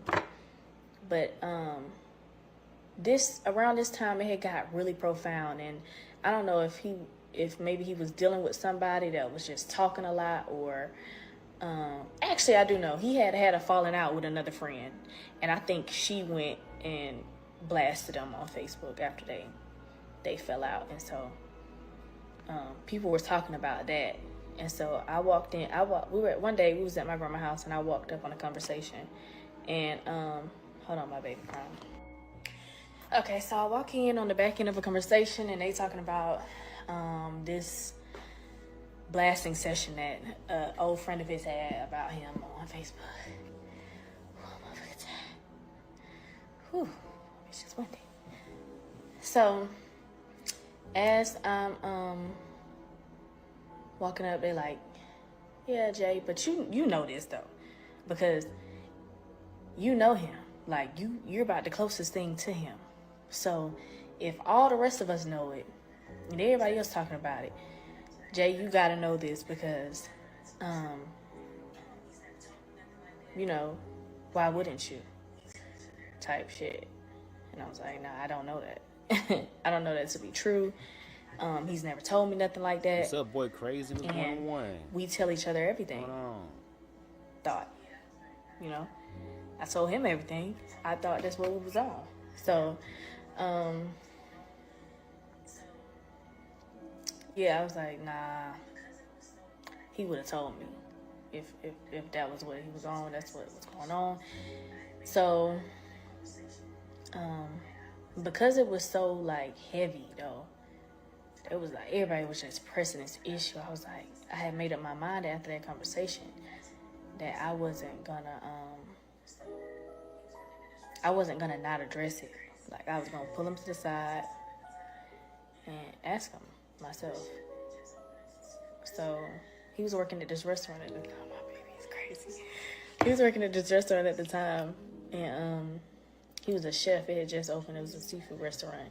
So I was like, I'm gonna come up there, get me something to drink, get me a seafood boil or whatever, and you know, just kick Not it. that So my seafood. other That's an cousin abomination. had pulled up, Don't the do it. cousin That's an that we abomination. share. That was a sign. It's the She seafood. pulled up, had some drinks, and we was just chilling at the bar. It wasn't really busy, and so he had asked me, can he use my phone? What's up, Chief Soul? What's going on? What's going on? He had asked me, can he use my phone? And I'm like, yeah, sure. That wasn't strange. That wasn't strange because we had the type of relationship where they ask to use your phone, you don't think twice about it. It's just like, you know, what did I have to hide? And vice versa. So, I let him use my phone. He logged into his Facebook from my phone. And I didn't think nothing of it. When he got done, he handed me my phone back. Cool. I had let it be known, though. I don't know if it was during that conversation or maybe at some point. I appreciate her for not trying to embarrass him, even after everybody kept trying to like pressure her about. I hate this angle, but even when everybody was like pressuring her about like, you know, he could be gay or whatever, she still was like, you know what, I'm gonna just make sure I pull him to the side because I don't want him to feel like I'm trying to embarrass him. So I do, you know, that's cool. I like that she did that. Within that time span, I was just like, you know, I want to talk to you. I want us to have a heart-to-heart, friend to friend. That's what we used to call it. So, cool. You're like, okay, bet. And I don't know if it was, I don't think it was that night, but I know it was maybe the following night or something. He pulled up on me and we talked. And I had told him everything that I heard, every little speck. I'm talking about everything that I had heard for the past 3, 4, 5 years. I had just told it to him. And I wanted him to address it one by one. And he did. Every speculation, every rumor, he had an explanation for it. He had an explanation. And the most recent one, when the girl outed him on Facebook about it, about his relations, he just explained it as like, she's just mad, you know. She was just mad and making up lies. Okay, cool. I let it go.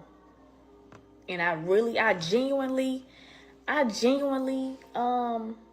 felt like he was being honest, like he was being sincere. Because at the end of the conversation, I said, well, let's call him B. I said, well, B, you know, like, it wasn't. And I'm gonna keep saying this, these dudes are going to lie to you.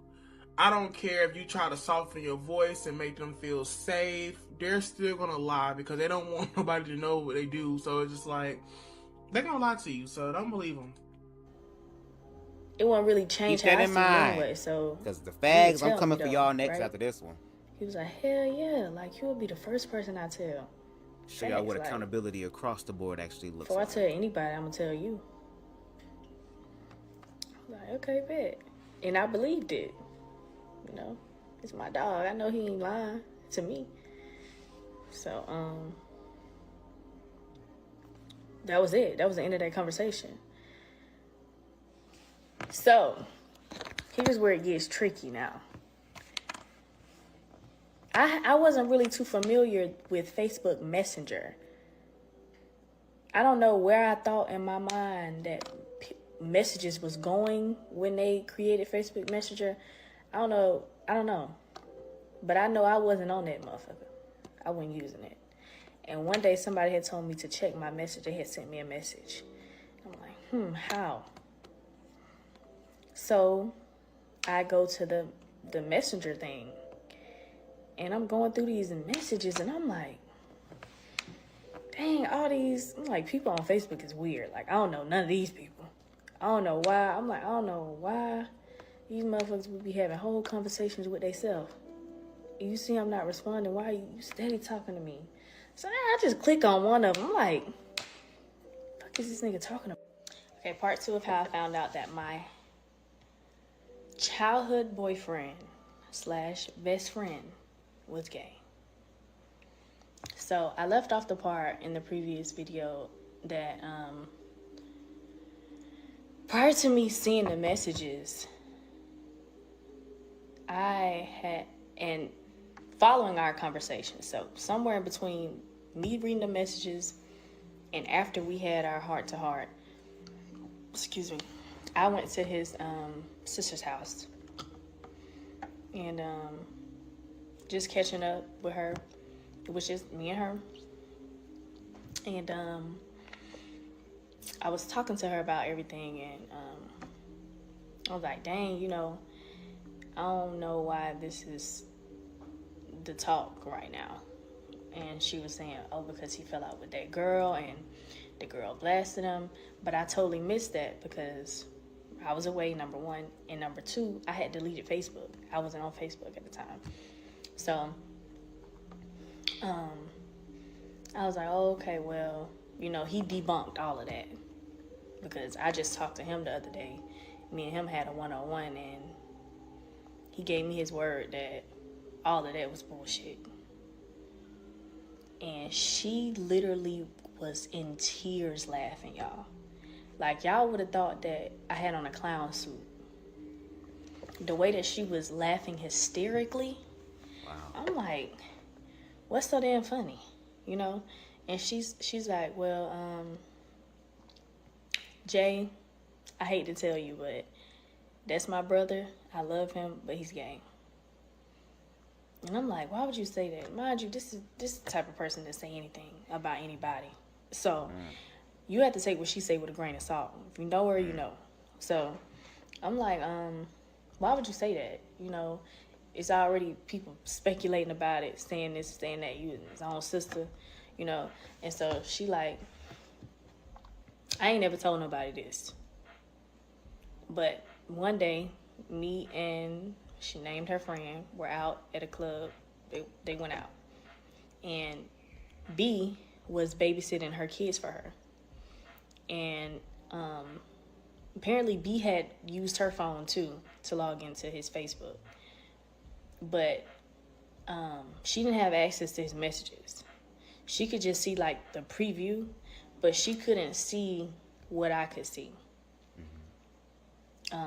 After this conversation. Why in the hell is B using everybody's phone to get on Facebook? Do you not have a phone? Like, what's going on?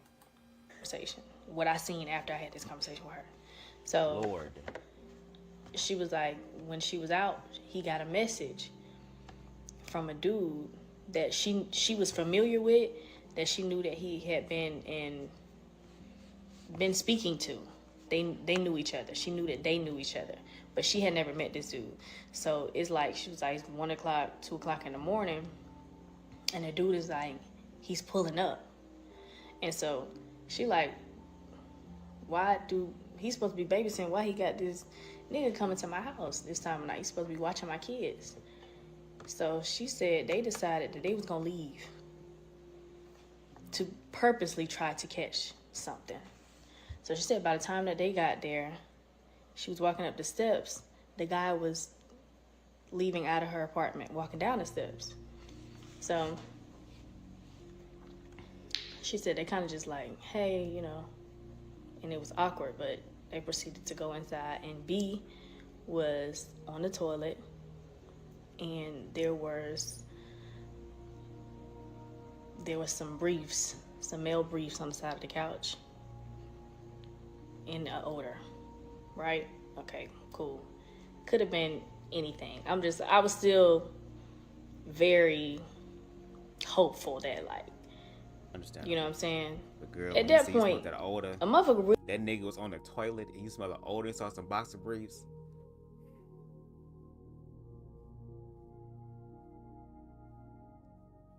I'm sorry. I'm sorry. I shouldn't be laughing. I should not be laughing. Oh, I should not be laughing, girl. Girl, I shouldn't be laughing at that, but just the way that she said that, and it just hit me like, girl, what more signs do you need? And I get it. That'd be the hardest thing. That's why people don't want to get married. People don't want to be in relationships. People just want to fuck because people are scared to trust people because this type of shit can happen. She's sitting here having all, and I can understand because I was the same way with niggas. Have hope that things are going to work out, that things are going to be better, that maybe I'm tripping, that maybe if I just be hopeful, it's only going to be hopeful when it's your life.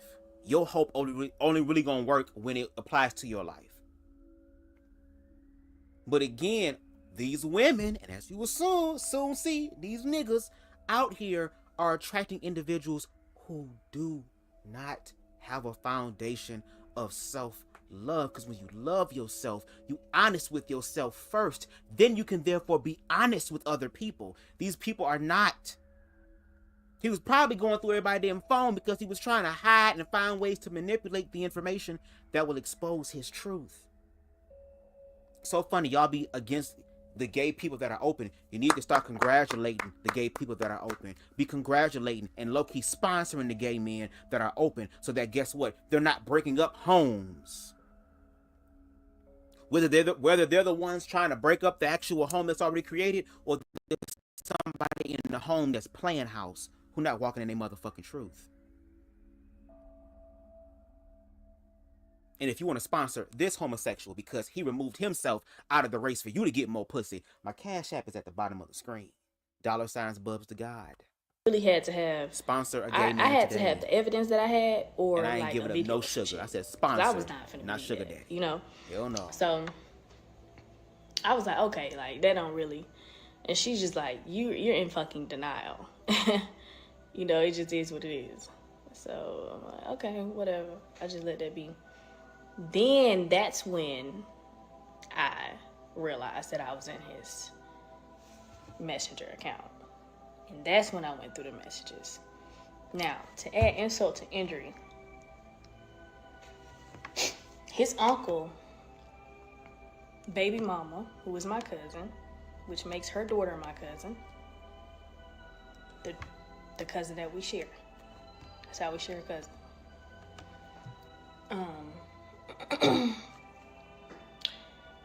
At the time, I don't know what transpired between them.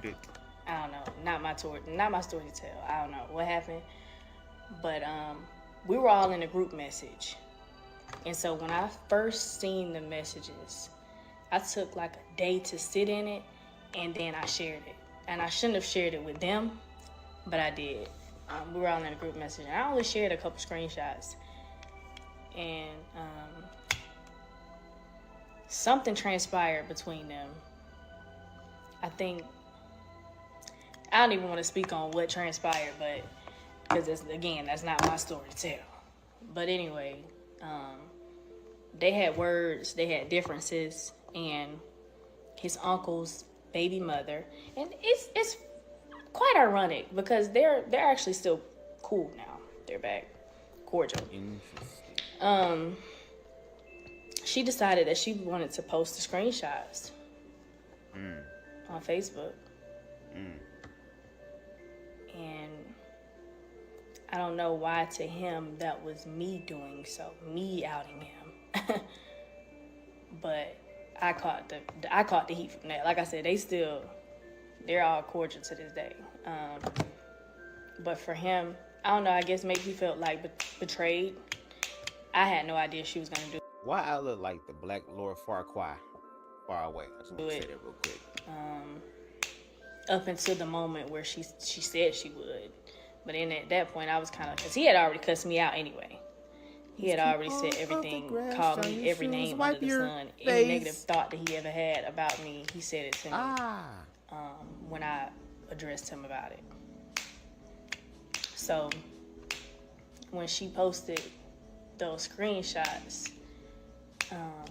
I think we had words again, and that was kind of like girl, who is motherfucking popping, locking, and dropping in the background, girl? Hopping, yeah. Friends are cool. It ain't me. Because my thing was, for him, it wasn't that. I don't care if you're gay. Like, I don't care what you do sexually with whoever you want to do it with. I'm okay with that.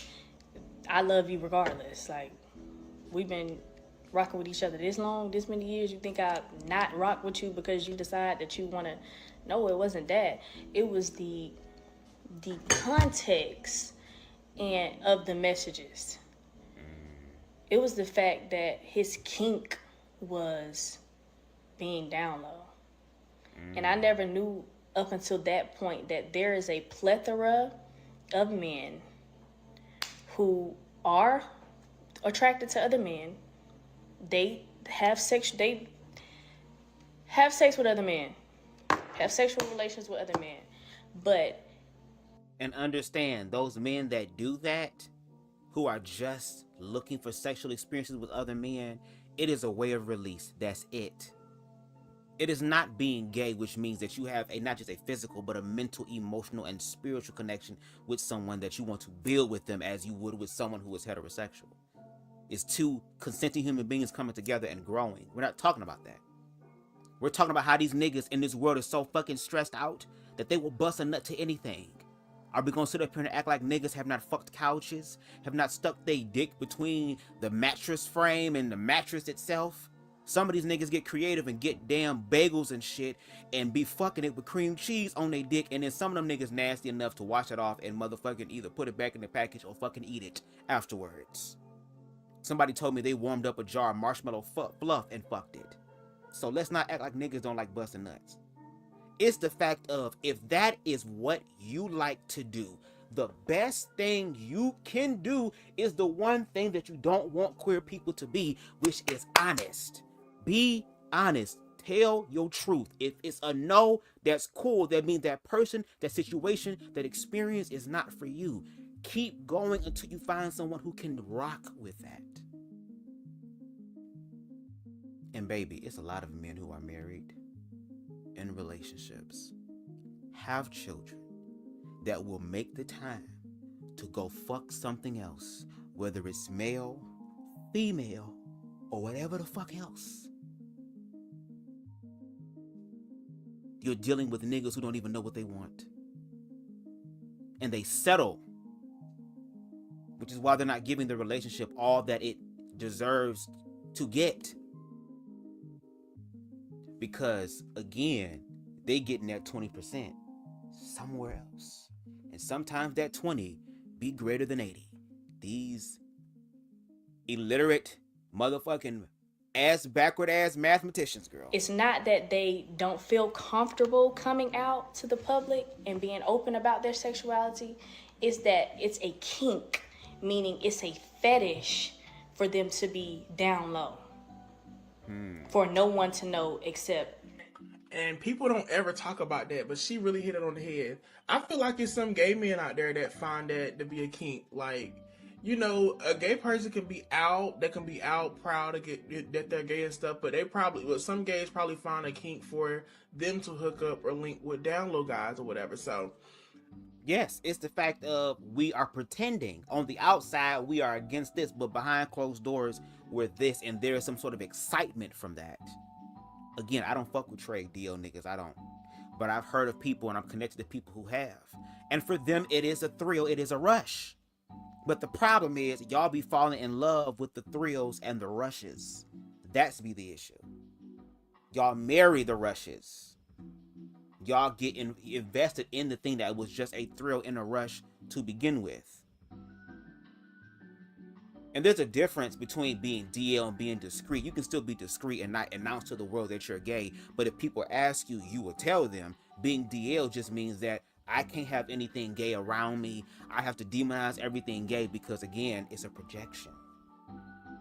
Which is why some of you homophobic ass niggas, we be looking at y'all differently. And I already told y'all niggas, y'all homophobic niggas can never have me in that way. The only way you will have me is probably in your damn dreams. And I'll probably find a way to infiltrate that and fuck that up too. I feel like you're not gonna be able to have me in any reference. In terms of a gay boy perspective and a down low man perspective.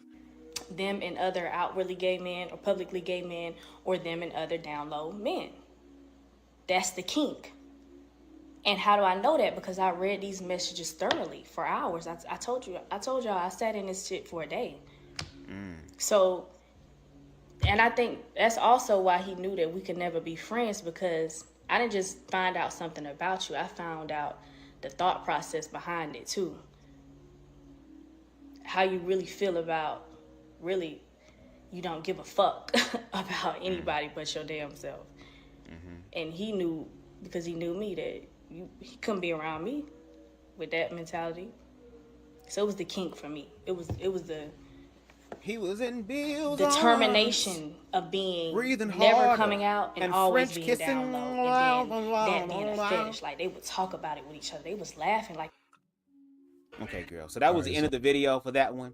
Now we're gonna get into the homosexuals, girl, because again, we do accountability over here. We start with ourselves, then we work outwardly. This is an individual who was dating, if I'm not mistaken, the context, a down low man for almost 10 years and thought it was going to be a happily ever after, just like that one bitch that some of these niggas be cheating on, and he be telling her all the time, don't worry, I'm gonna leave her. I'm gonna leave, just stay a little bit long. I promise. I'm getting the papers printed up tomorrow. Just stay. Can you give me a little head though? But just stay. The same fucking thing. So again, it's not just black women. Do you see how queerphobia even affects the faggots too? Well, of course it's affecting us. But look how it's affecting us within our own community, not outside of our community. Just take a listen. I'm about to hit y'all with a little story time. Forgive my voice. I've been crying all day. My voice about going out. Forgive how he was in Bill's arms. I just got off of work. I actually had to leave from work. I wasn't even supposed to be off. Like, I literally went to the hospital and everything. I thought I was gonna have a heart attack. I'm about to just go ahead and jump into the story. Sunday morning around 2:30 in the morning, I received these phone calls from this unknown number. Mind you, I had to work this morning. I get up for work at 5:30 in the morning. So I'm not really paying attention to it. People that know me know I go to sleep. You feel me? I got to be to work in the morning. So I'm not about to like answer my phone and be on the phone and stuff. So this person is constantly calling me back. So I'm like, yo, maybe it's like one of my family members, something happened. Like maybe it's an emergency. So like the next time they call back, I'm going to just go ahead and answer the phone. So boom, they call back. When they call back, I answer the phone. I'm like, hello? They like, yo, is this Jamie? I'm like, yeah, this him. They like, oh, you F word. Like, you feel me? The rainbow symbol. They like, oh, you F word. You a F word in your nigga. So I'm like, what? Who this? So like, my first intention is to go off and blink, because like, why is you calling me this early in the morning playing on my phone like that? Who are you? How did you even get my phone number? Like, this shit is crazy to me. So he like, yeah, and that's why I'm effing your man, like, and his baby mama know. Both of y'all stupid. I sit up there and laugh in her face all day, and she be, so I'm like, who this? So he's not telling me who he is or whatever. So I'm like, yo, all right, bet, like, if you can't tell me nothing, stop playing on my phone. So he like, yo, I got receipts. I could send those. So I'm like, yeah, do that. Like, and until you do that, like, get off my phone, stop playing with me. Y'all, I'm not gonna lie. I never, ever, ever in my life, and I know this sound crazy, but I never in my life thought that my nigga would fuck with another nigga. Like, yo, granted, he fuck with females, and he got a lot of kids, you feel me? So, like, whenever we first got together, because we've been together now for almost... Stop in the name of shit. You thought your DL nigga was going to be faithful to you?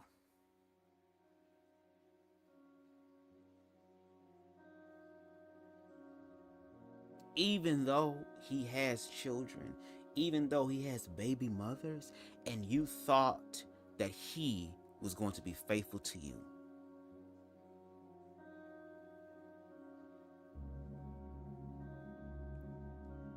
This is why you got to love yourself, and this is why, no shade, this might be toxic, but I say it all the time. That's why I'm attracted to men with feminine energy. I'm attracted to men where you know off rip that these niggas are gay. They would tell you that they gay. I'd rather fuck with them than these down low ass niggas any motherfucking day. This is bullshit. But this is the desire. That is the kink. Oh, I want to be able to have, especially when it's on the gay people side. Oh, I have a connection to something that is taboo. I'm able to connect with something that outwardly expresses that it don't want me, but behind closed doors, it really does. It really wants me more than I thought. You see how dangerous this shit can get? And then you have the gay men who are sitting here and again believing that I'm gonna be the one to change his life.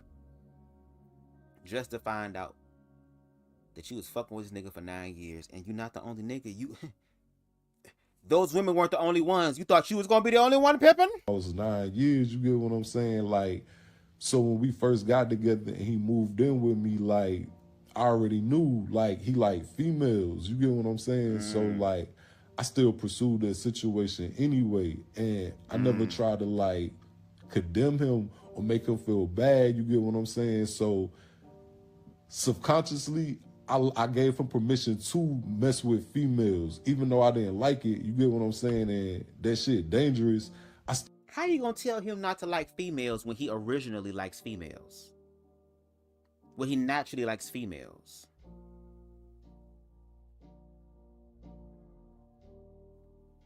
This is interesting. Still gave him permission to mess with females. So I'm about to give y'all a little backstory.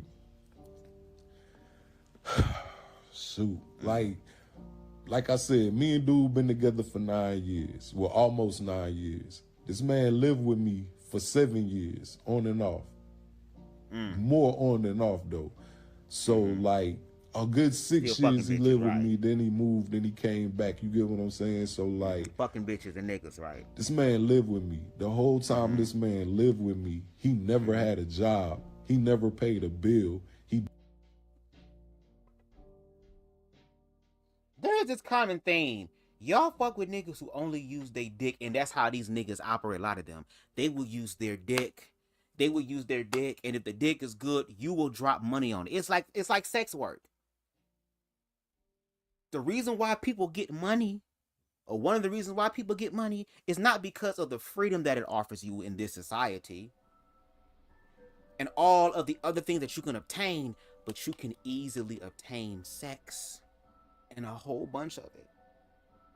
And there are people out there that will use what they got to get what they want, that will lie to you and sweet talk you and tell you all type of sweet nothings in your motherfucking ear, and you gonna let them do that shit as long as they touching you in the right place. Because as an individual that has a dick, trust me, I understand.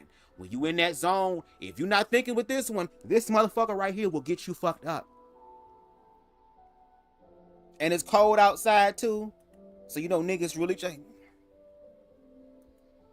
I'm just gagging at how this nigga thought that a DL nigga was going to be true to him. But then tell the DL nigga that you can't fuck bitches, but you DL.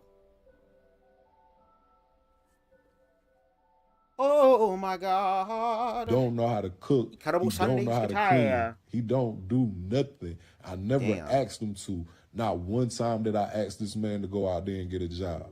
Not one time did I ask this man to clean up. Not one time did I ask this man to take out the trash, check the mailbox or nothing. I did everything. So even in the gay relationships, y'all niggas ain't clicking and cleaning, ain't checking the mail. I went to work every single day. I paid every single bill.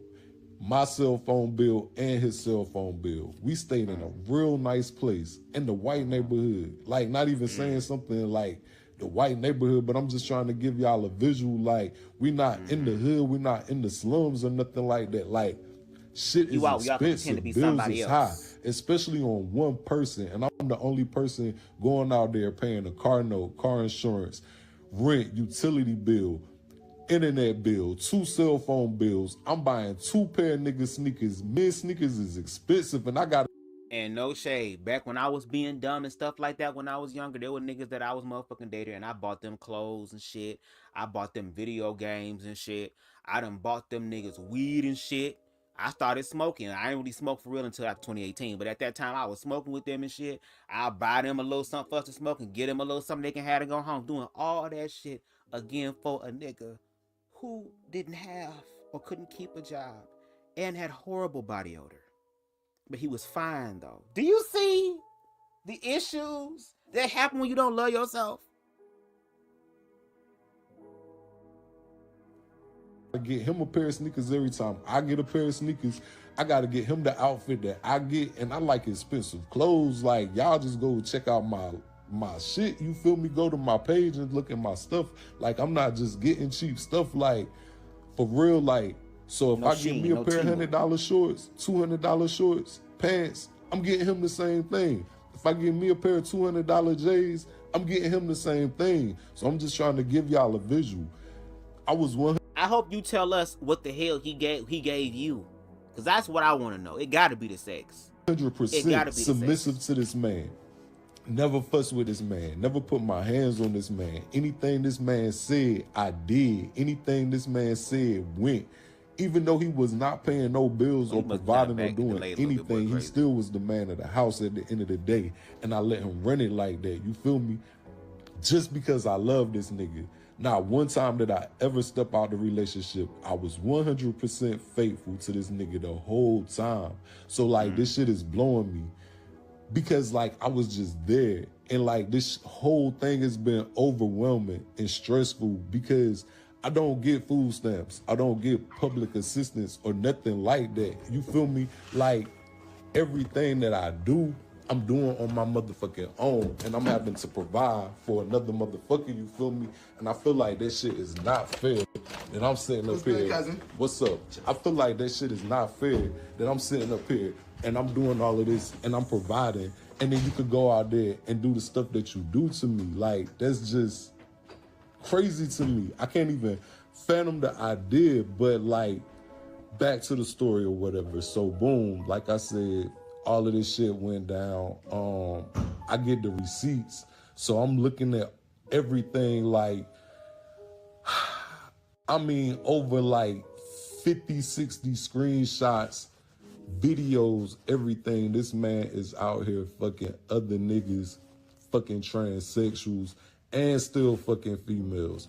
Mind y'all, this man had 2 kids on me while he lived with me. He wasn't even working or doing nothing, but you could go out there and make kids, you feel me? So like, you putting my life in danger. Not only are you putting your life in danger, but you putting my life in danger as well.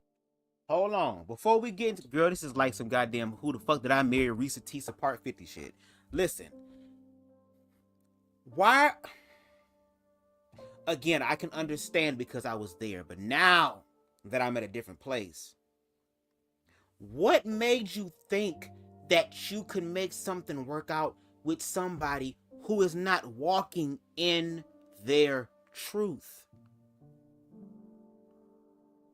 It'll be one thing if this man was like, shit, this nigga taking care of me. I better cook and clean and wash everything. You should have been doing everything. He should have been having everything. If you at least gonna have somebody take care of you, at least take care of the house. At least make sure the man that you taking care of or the person you taking care of, the person that's taking care of you, you take care of them in that way too.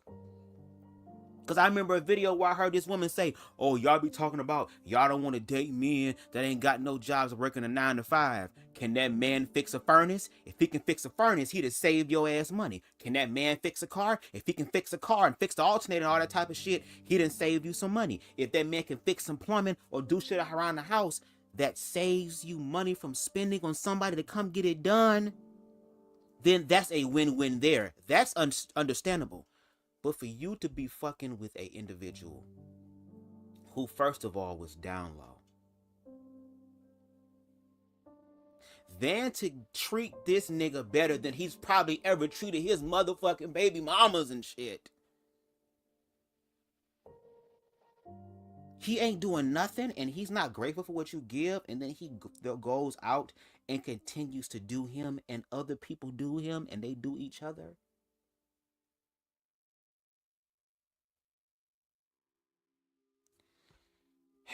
Boy Crazy said, yep, that's a dangerous game. Spicy said, how the fuck was a homosexual the man of the house and he paid 0 bills, plus it was his house in the first place? These folks be having a lot of unnecessary chaos and dysfunction going on in their lives. Exactly. Unnecessary. We be so busy for it to be our time that we don't do anything in the meantime to prepare ourselves from that. Or we get distracted from that by trying to give our energy to somebody who is not going to give it back to you in the way that you deserve. And I get it. Times are hard out here. Now, if you dealing with somebody who's trying to make it work, who's trying to push themselves to provide for themselves, okay, you can work with those people. But the people who just ain't doing shit, ain't gonna do shit, just be on the couch playing your games, using up all your internet, using up all your electricity, eating up all your food. They're not washing the dishes. They just basically just living here and everything else gonna be taken care of. Maybe the reason why they thought that way is because, again, you created that environment for him. Again, $200 shorts. Fuck me so good, might buy him a short set. All that, the shoes to match the hat, all these different type of things. And he ain't had to do nothing? And Boy Crazy said, yeah, DL is definitely a kink. It's an adrenaline rush. But do you see how that kink is being placed on the actual real gay people who actually trying to build with somebody else? That's why I showed that video earlier about black homophobia, queerphobia, because these individuals will not sit down and look at these videos and analyze them in the way that we do, because we're the experiences, people who can see and decipher the experience because we're queer. And now I'm gagging because it's a gay nigga who was hoping that the DL nigga who is operating in the spirit of confusion is gonna be faithful to you. And you're not doing nothing. Like, you're not doing nothing at all. Like, period. So, boom, yeah. This shit really, really hurt me, and it really bothered me because you could expect stuff. You feel me? But at the end of the day, if you don't have no proof, it's in that drawer under the first drawer at the top.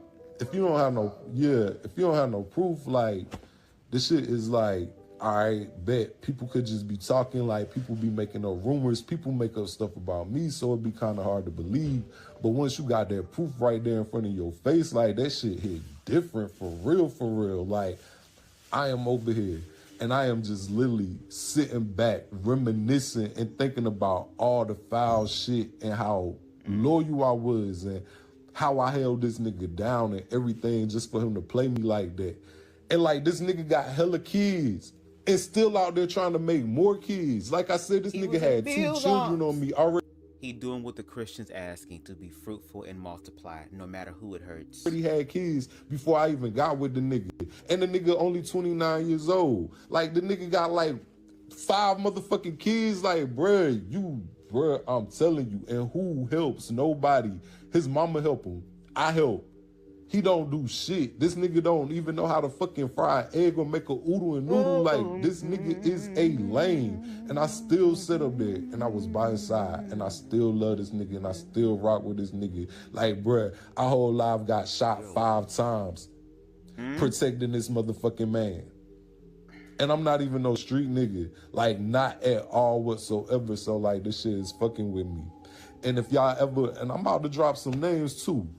Oh, shit. That nigga named Heartbreak Pre on TikTok and Twitter. And the nigga name is Rap Repo Man on Facebook. So go and look him up. Like, yeah.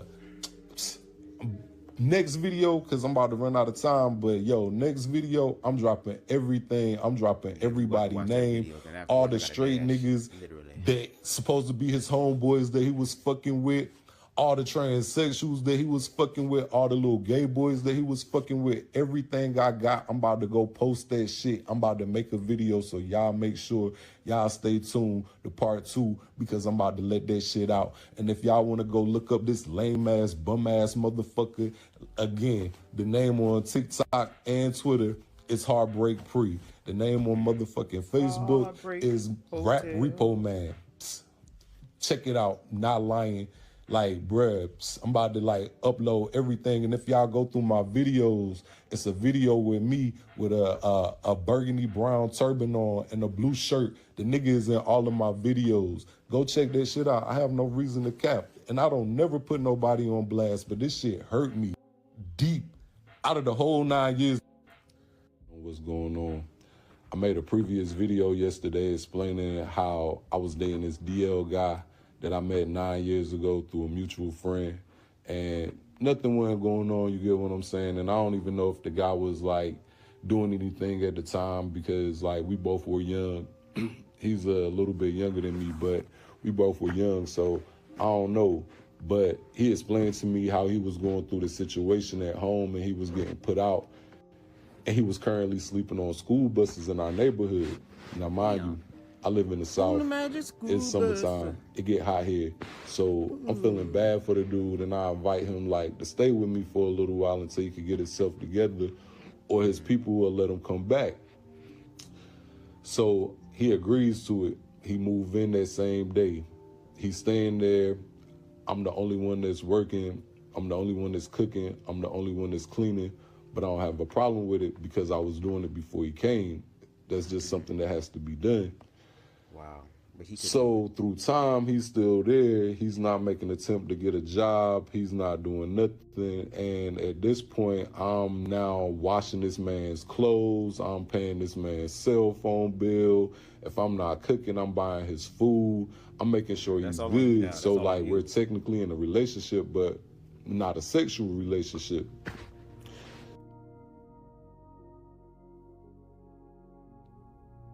So all this is happening, y'all not fucking? I thought the fucking was allowing this to happen. So you just doing this out the kindness of your heart?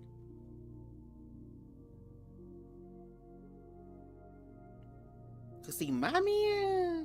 So I started to get a crush on him, and I expressed to him how I feel. So through time, we get into a relationship. Everything is good. I couldn't ask for a better person. So I'm still the only one cooking, cleaning, working, paying the bills. Now I'm buying his clothes, buying my clothes, paying his cell phone bill, paying my cell phone bill. You know what I'm saying? And I knew that he liked females, and we had a conversation, and I agreed, you know what I'm saying, that he could mess with females as long as he protect himself, keep himself safe, and keep me safe. Even though I didn't want to do it, that's how much I liked to do it at the time. So through time, he's still there. My feelings get deeper. Now I fall in love with the dude. Two kids come up.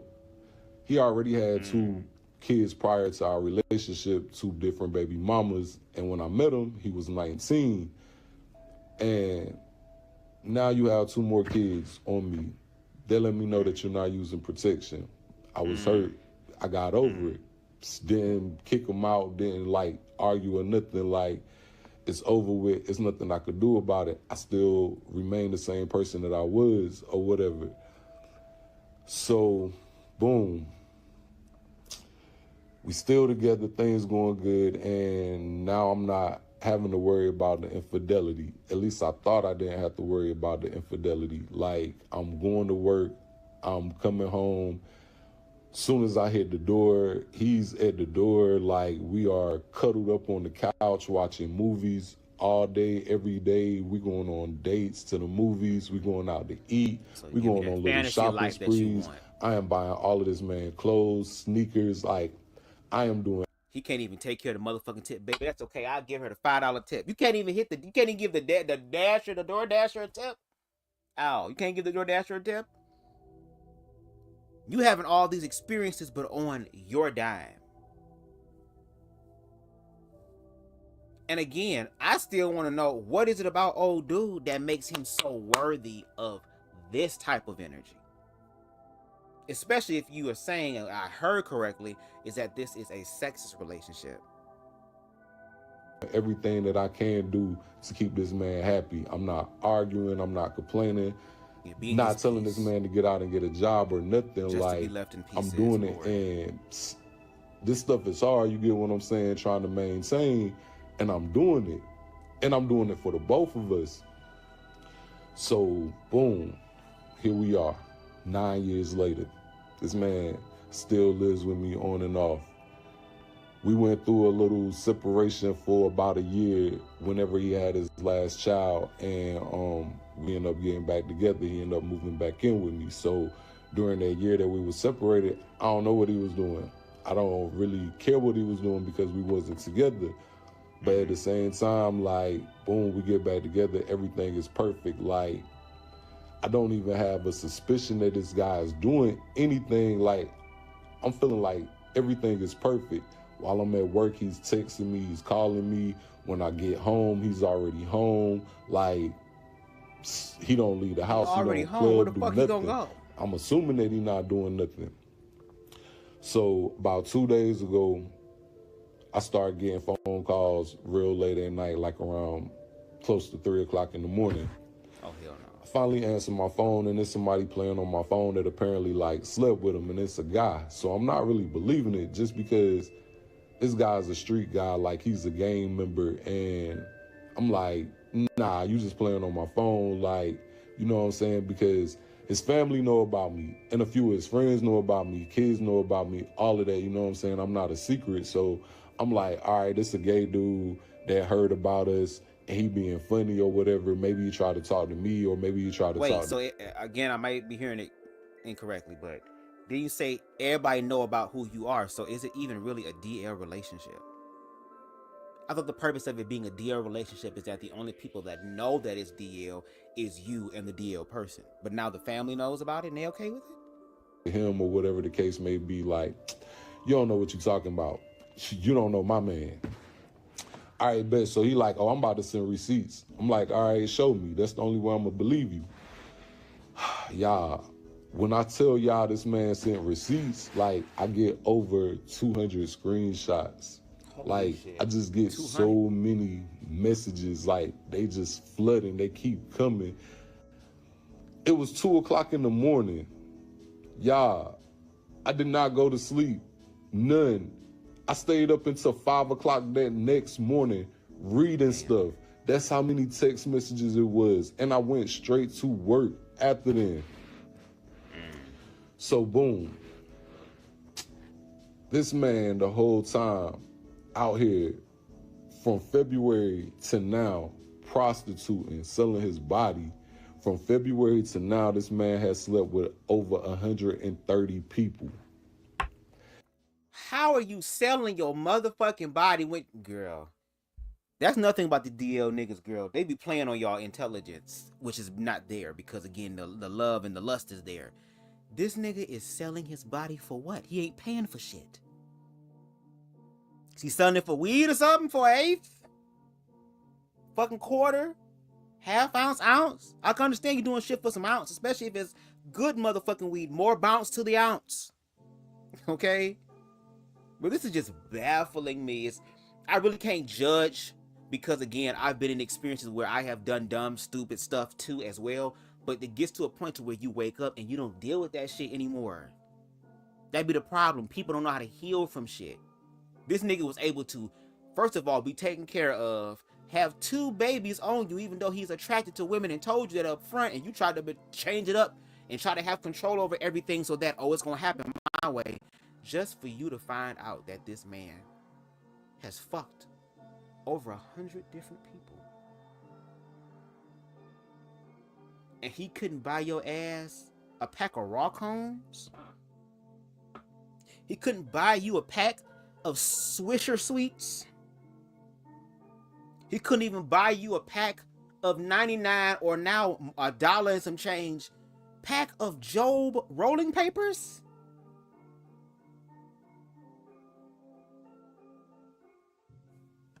Harold says, crackhead behavior, because if he's profiting off of selling his body, why can't he give him something on the rent, other utilities, groceries, pay his own phone bill? Hell, can you at least get the DoorDash this time around? I'll buy it every other day, but can you at least once a month say, I got DoorDash and let me get what I want? Nothing on the value menu.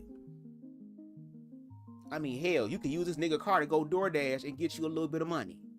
It may not be a lot because DoorDash is trash, but at least it'd be better than selling your damn body. And I hope if you are selling your body, you getting some coin off of it. Because I'll be gagging if you end up seeing this nigga in a short set that you didn't buy him. Where you get that from? 90% of them being transsexuals and men. And he's still sleeping with females.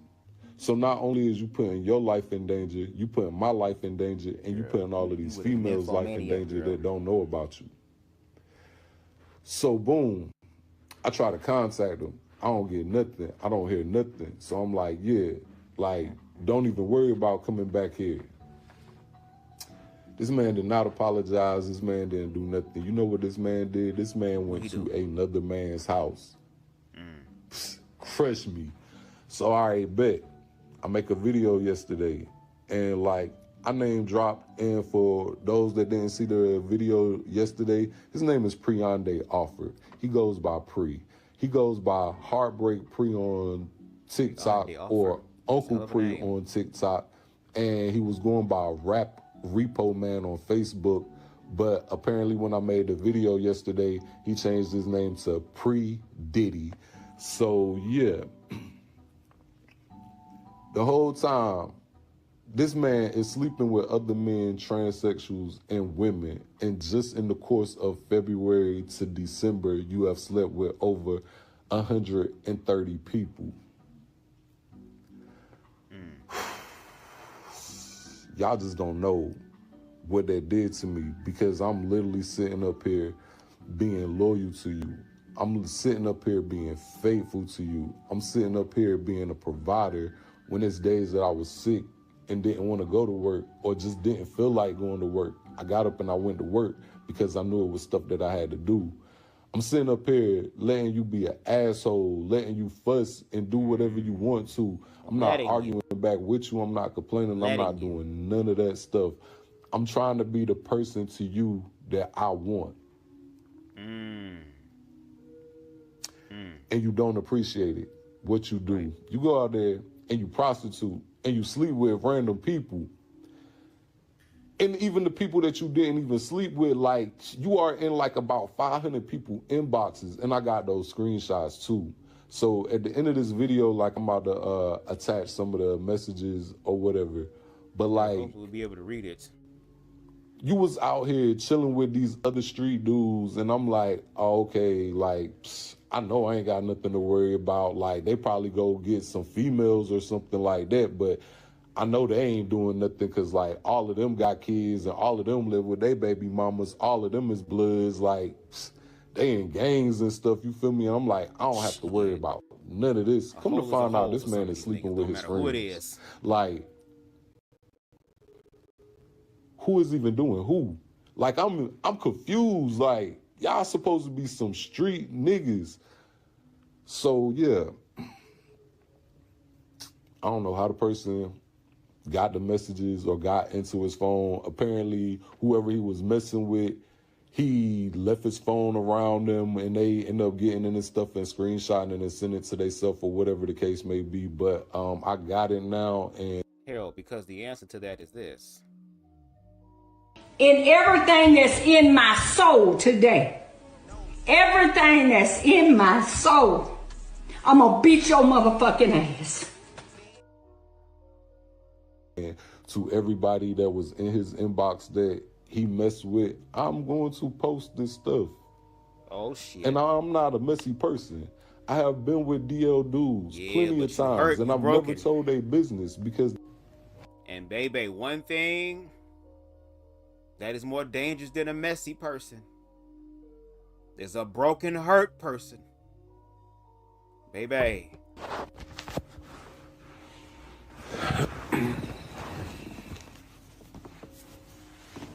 Shit. And not to mention that every time somebody talking about this man or picking at this man, like, I literally had this man back. Like, every time somebody called him slow, dumb, said that he had a mental problem, like, I was having his back, you get what I'm saying, to the point that I got into an altercation with this dude from talking about him, and the dude ended up shooting me 5 times. Dude shot me twice in my neck, through my hand, came out here, half an inch away from my heart, and in my arm.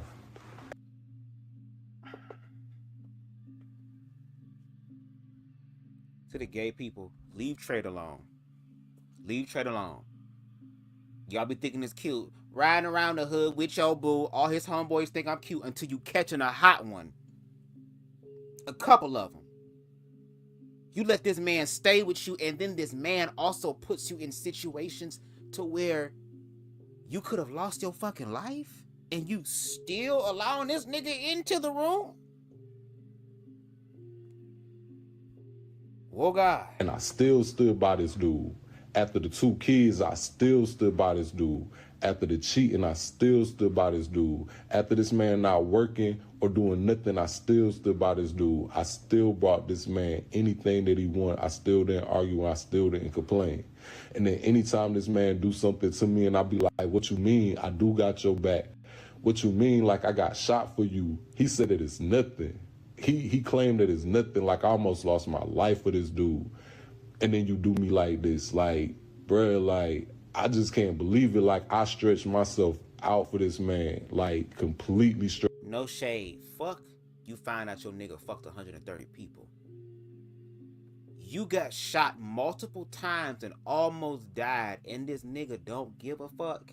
That's why I say at the end of the day, even though all this stuff happened and it's fucked up and it's sad, and there is a learning curve from this, you then have to look at the last part, which means you, and he said it, allowed this to happen. Can't nothing happen to you unless you allow it to happen. And you allowed that to happen, which is why you were in those situations. And it took this person fucking 130 people. And again, I don't know if it was because, like he stated, this was a sexless, if I heard correctly, sexless relationship. So not only are you out here not having sex with me and we building something that's more intimate, you fucking other people too, girl. If y'all was really smart, girl, y'all would have some niggas go see what that nigga doing. Stretch myself out for this man. And just to get this type of attention, I mean, like, completely stretch myself out for this man. And for me to get this type of treatment, like, it's crazy to me because, like, dang, like, I just can't believe that all of this stuff is happening. And then when I made a video yesterday, it's people like, oh, I know this dude, I talked to him too, and they sending receipts. So come to find out that you possibly mess with even more than that. Like, I just been at work all day and I haven't had time to actually like go through everything. But like, dude, like, and I'm pretty sure when I post this video and y'all go see who he is, there's gonna be some more people like, yeah, he was in my inbox, so yeah, I link with him too. So like, I'm just saying, like, yo, this is crazy. Y'all all need to go get tested. I went and got tested. Like, y'all all need to go get tested. Like, this is crazy. Like, this man is out here, like, doing the most. Like, people even telling me, like, yo, he's sleeping with, like, 16, 17-year-old girls or whatever. Like, I'm saying, like, bruh, like, yo, the screenshots is crazy. Like, you got this girl skipping school and meeting you in Carriage Hills and Lumberton so y'all can mess around. And she's 16 years old. Bruh, what is you doing? Like, yo, like, bruh, like, for real, like, I'm so disgusted. Like, I never thought that I would hate this man, but I really hate this man, y'all. Like, but yeah, I'm about to post as many screenshots as I can. I know, like, it's a time limit or whatever, but I'm about to post as much as I can, and I'm probably going to hit y'all with a part 3 because, like I said, this stuff is just now going on, and people still sending me stuff, so I'm pretty sure it's going to be some more stuff that need to be said. Hey, what is this? What the hell is this? Girl, what is going on? It's a leg. Somebody got their hand on their leg or something. Hands on your knees. Hands on your knees.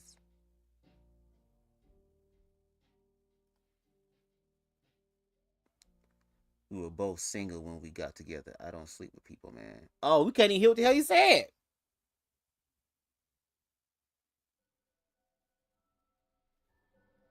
Was there audio on the actual video? Now, what did it say? Oh, girl, I shouldn't have did the color thing because I can't really see it. Maybe I can pull it up on my phone. See all the stuff that I do for y'all? Y'all can hit that Cash App because I got to look at the video and shit. Y'all can help a nigga out real quick. See, I was trying to do all the work for y'all. But like I said, if I'm going to do the work and give my commentary, baby, you can hit the Cash App. That would be nice. You ain't got to give me a whole bunch. You can give me a little or whatever. Let me pull up the video, girl. Hold on. Hold on. Where we at? Part 2 and 3 of the whole love saga bullshit. Here come the ads. Hold on. Make sure you hit that like button too. Thank you. Hold on. Let me pull these screenshots up. Where we at? Okay. Hold on. This one says,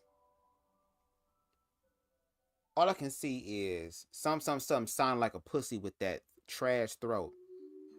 I'll pay $300 for you and that stuck-up nasty gay bitch you be fucking with the dreads. I seen his videos. Couldn't see it when you're free. It looked little. They said it is. I'll still pay. What you want me to do?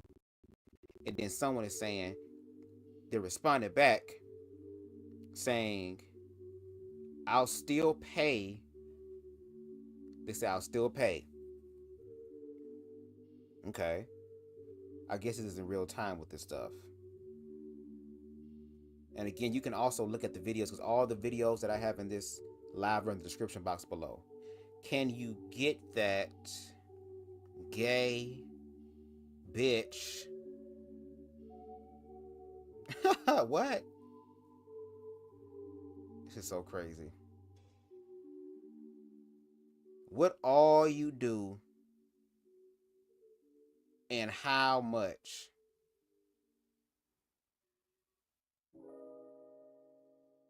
Wait for this nigga to respond, girl.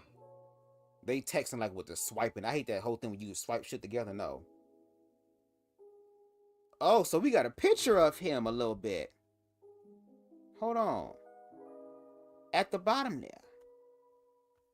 Play a little bit. Hold on. We got a video of him. Or a picture.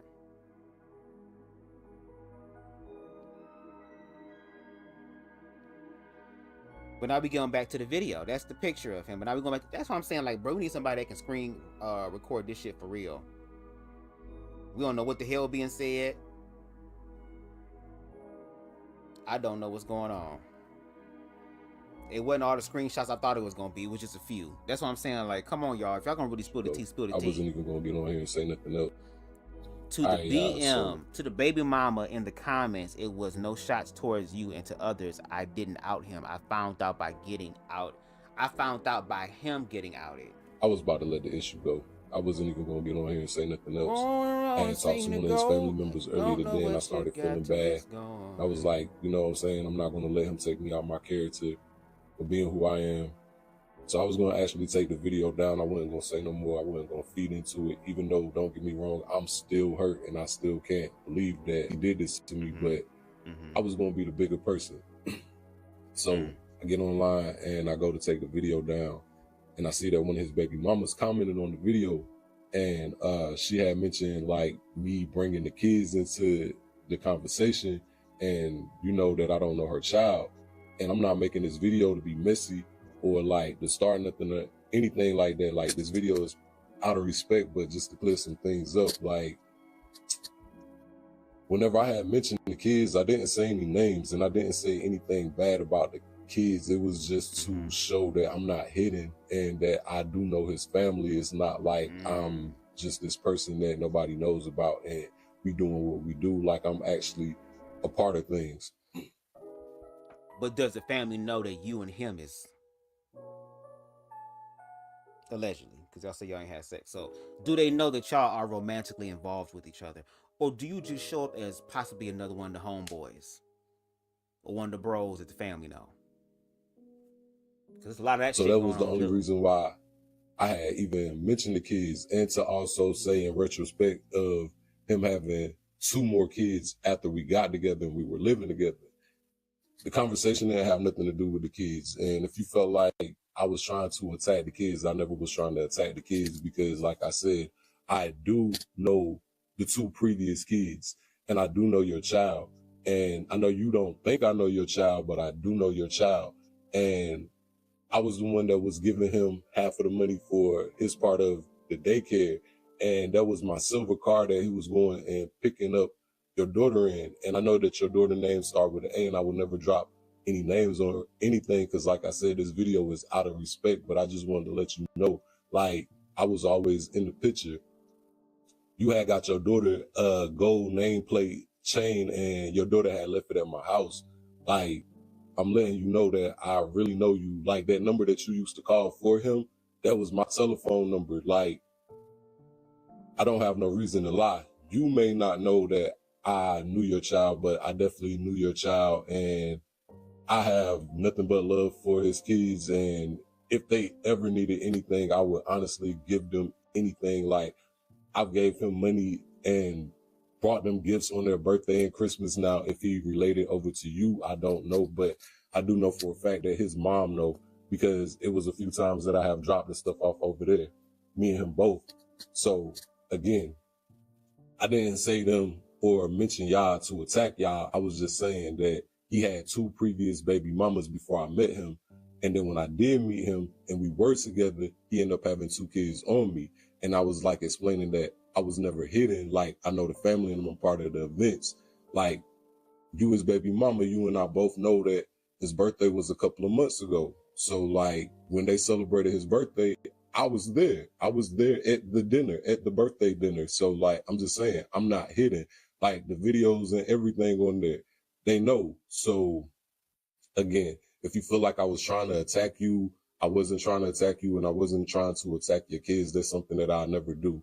And to clear up a couple of other things that I've been hearing and seeing, like this man was not in a relationship when I met him. Actually, when I met him, the girl that's talking about me in the comments, the second baby mama, when I met him, they had just previously broke up like 2 or 3 weeks prior of me meeting him, because he claimed he slept with her best friend and she found out, and they end up getting in a fight and she wouldn't take him back. Now, I don't know if this is true or not, but I'm just saying, this is what was told to me. So whenever I got with him, he was not in a relationship. I do remember, like I said, and to clear up another thing, I didn't just pick this man up out the streets. This man was my friend before anything. So that's why it was so easy for me to catch feelings, because I did know him and he was my friend. So that's another thing that I want to clear up. I didn't take nobody, man. I didn't knowingly sleep with somebody behind somebody back or nothing. Like, another thing I want to clear up, like, how would I give him permission to do things that he did or whatever? That was 9 years ago. I was young as well as he was, and I made bad decisions, and I was pretty much thinking about his happiness over my happiness. So yeah, whatever it took to keep my man. Let me tell you something. No. Your happiness needs to matter to you. His happiness needs to matter to him. And both of y'all got to come together and complement each other's happiness. You were paying for everything, but he wasn't giving you what you really deserve. You just were willing to take whatever crumbs he would give. Because again, this person had baby mamas. This person had multiple children. This person was not doing anything financially with their life, or trying to at least be appreciated about being taken care of financially, to where they start performing some duties that make it like, if you're going to play this game of house, play the game house. But for this person to sit up here and have 2 kids on you, you get shot multiple times. You get shot, not him. You weren't there at the damn hospital crying, oh my God. No, you were the one that ended up almost losing your life. But again, this was created from, it started with somebody who is not walking in their truth. And no shade, I don't give a damn. What's done in the dark will eventually come to the light. So if it's really love there, you might as well let love ring true. Because now he got outed. You sharing your story, and now you're being attacked by the baby mother. Which, that should not be the case, because if everybody knew each other and the family know about me, then I thought that the baby mamas would have known about you too. But this is all what happens with the whole DL situation. And if y'all have the capacity to deal with that, by all means, go ahead. But when y'all get what y'all get because of that, in the words of Queen Spicy, I hope he learned from this truly. This is your lesson, pimping. So what are you going to do? Happy at the time I was going to do. And that was just one of the things that I was willing to do. Now, did it hurt me? Yeah, it hurt me. Did I want it? No, I did not want it. But yes, I did agree to it. But yeah, like, just clearing up some of the stuff that's being said, like, no, this man was not in a relationship. I don't mess with people that are in relationships. To the baby mama, I didn't mention any of the kids' names. It was just in retrospect of me explaining that he had 2 kids prior that I knew of, and then he ended up having 2 kids on me, and that I do know the 2 prior kids, and you know what I'm saying? But like, there was no shots to you or the kids. Another thing that I've been hearing that I'm trying to clout chase by outing somebody. First of all, I did not out him. Whoever that he was with posted the stuff on his page. They tagged me in it, and they called my phone, and they sent me the information after the stuff was taken down off of Facebook. So I did not out him. I just relayed the message. I told the story, and I wasn't telling the story because of me trying to out him. I was telling the story because I was angry, and I just couldn't believe like what happened. So like, just to clear some things up, you know what I'm saying? No. All of that stuff that y'all hearing, like, or saying, that's not the way it went. The way it actually went is, I was young, I was dumb, I fell in love with somebody, they end up playing me, like, and over a course of years, and you not knowing and you thinking that everything is perfect, then, like, I fell for it. And that's like anybody else in a relationship, gay, straight, whatever. You assuming that the person that you with is faithful, and if you don't have no proof or nothing like that, you just rocking with it. So, like, nah, I wasn't on here trying to be messy, trying to out nobody, trying to do none of that stuff. I wasn't trying to attack your child if you feel like I was coming for your child or anything like that. Like, no names were said about you or your kids, even though I know your name, and I know your name is start with an R.